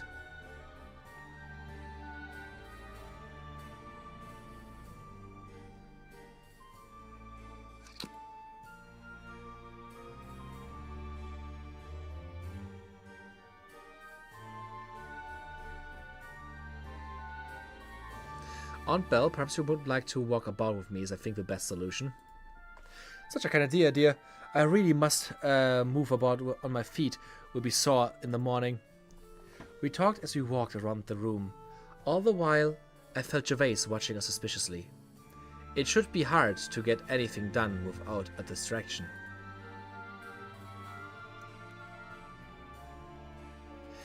Surely you have sensed that things in the keep are amiss. Excuse me, young man. I do not know what you're talking about. Here I was thinking you were being kind to your old aunt. Take me back to my husband at once. The room quieted as I returned to her. She turned away and whispered to Gervais. He said something back to her and frowned in my direction. You are under much stress, Rizz and Blur. I know.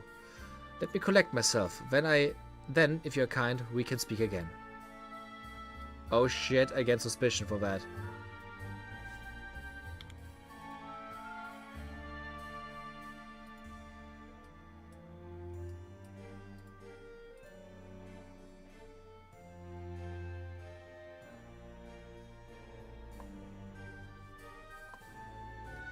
When I first approached, you noticed something, did you not? A voice? A voice? Well, whatever do you mean? This is a ball. There's many voices all at once. It was the voice that mentioned your sister. But you mentioned my sister, didn't you? You said such a hurtful thing.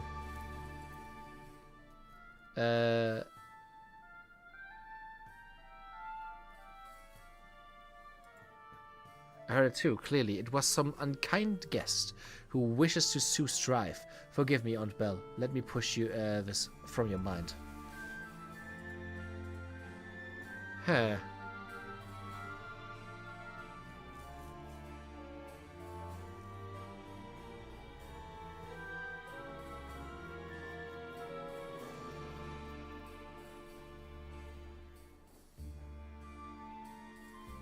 Something is very loud outside.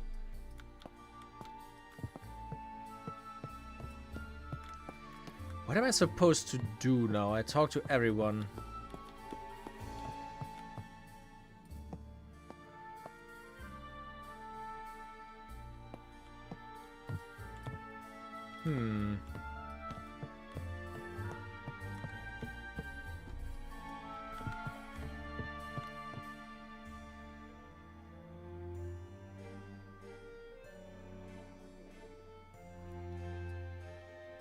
Are we like actually like dancing to the song? It is on beat, isn't it?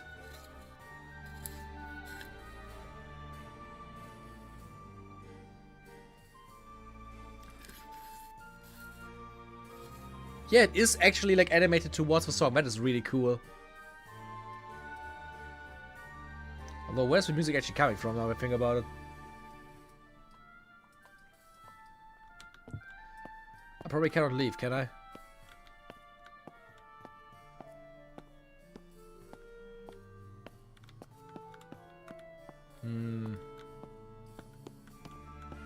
Won't be like a good excuse to just go like, I need to go to the toilet or something.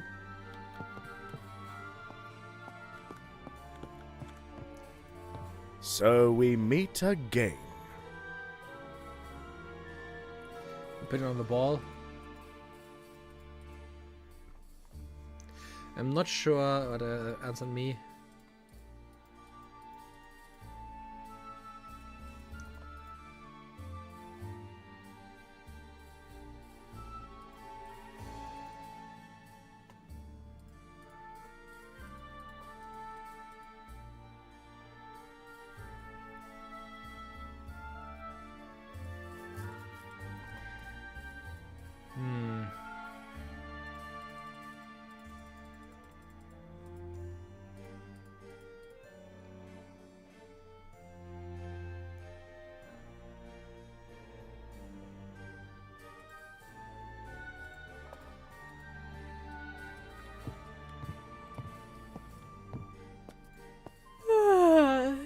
Well,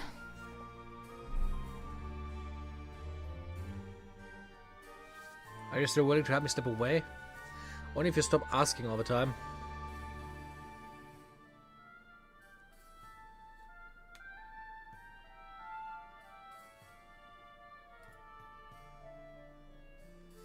Huh.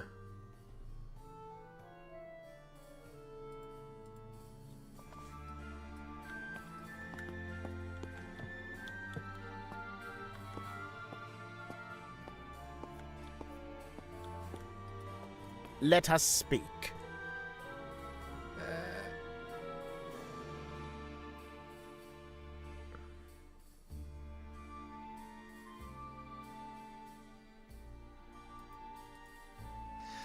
How do you find the ball? I think it is going quite well, do you not? Why? Whatever would we do without such occasion?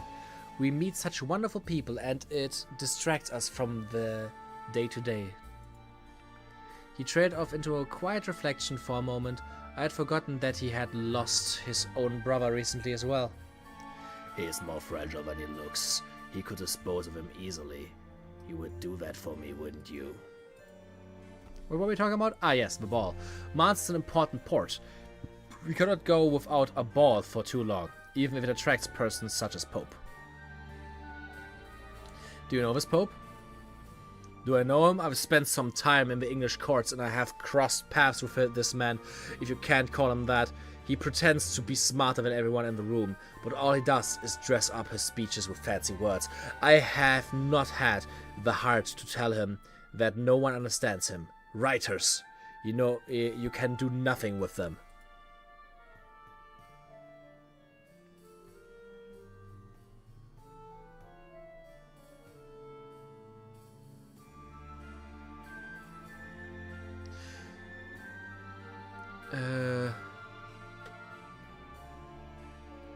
Such a sad man, the weight of the whole world is upon your shoulders. Let me ask about his brother, maybe. The man stumbled for a moment and then straightened up. We are at a ball, and I will not allow you to pull me into your own soft melancholy. All that matters to me is that Lord Van Elstrick event carries on with the mirth and attention it requires. There are many important conversations I must attend to this night. Conversations that do not include you. Without another word, Carnell turned away from me and began speaking with someone else. Politeness would require him to speak if I approached again, but for the moment our conversation was over.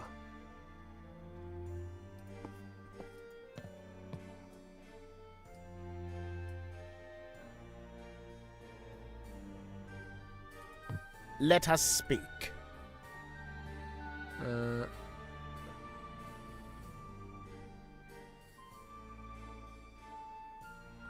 Do you spend all your time here? Well, of course, you can see that I am an Englishman. While my station now is at Lord Van Elstrick's side, as his trusted advisor, I do return to England on occasion as a liaison from Ralston. Of course, I also travel to the Queen's court to act as Lord Van Elstrick's eyes, ears and mouth. He cannot take time away from the numerous local matters, you see. A mouth in a foreign court. This man sells secrets to his homeland. That is how they found me.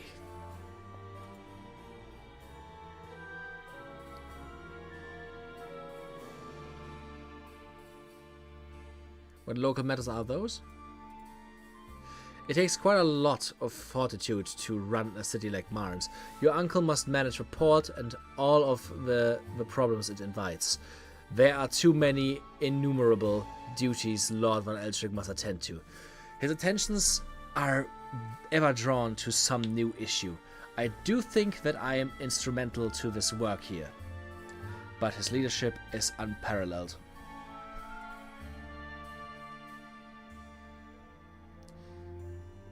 How's it like in England? Oh, very wet, you know.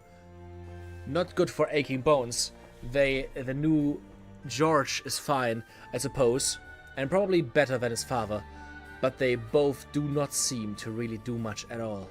I much prefer Ralston and Marnes. It is my home now. Oh, very interesting.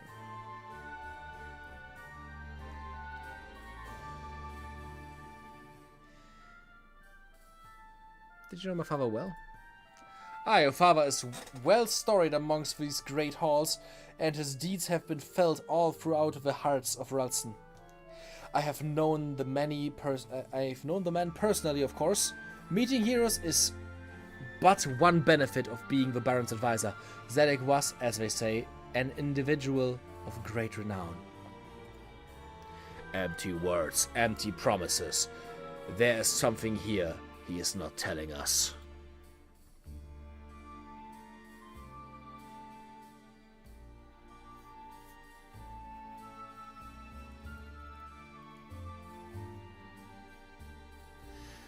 How was he in his final days?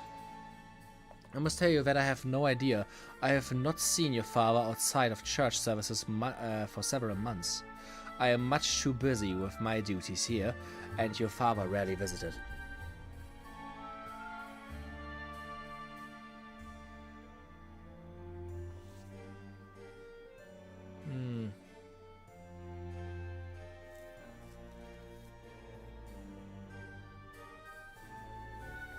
I fear you knew him better than I. Yes, that is probably the case, but only due to your being sent away. Lady Van Elstrick Mirabel, that is, has brought it up on several occasions. It is like she wanted to take you in herself. They did not send Lucas away, after all.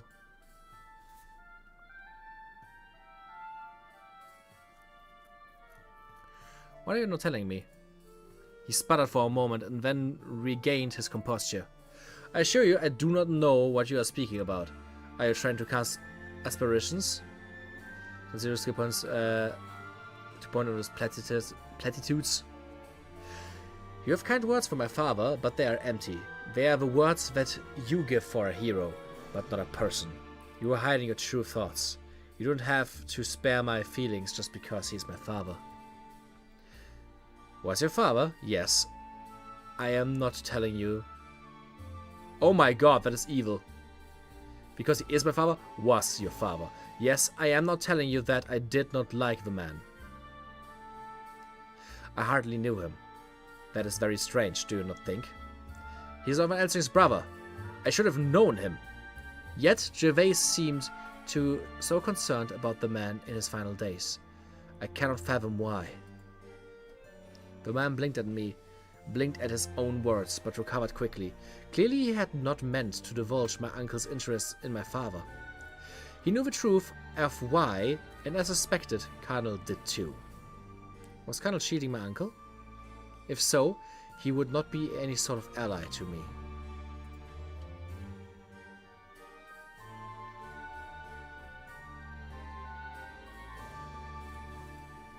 Okay.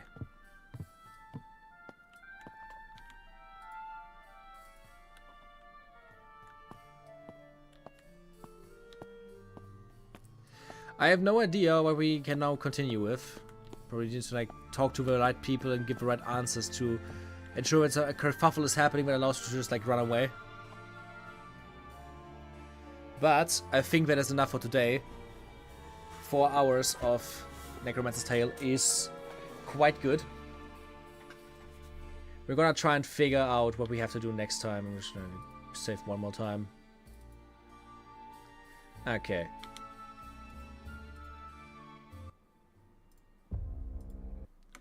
What I'm now gonna do is probably gonna try and spend some time on setting up a few new things for the stream layout. But until next time, I hope you have a great week. Good night, guys.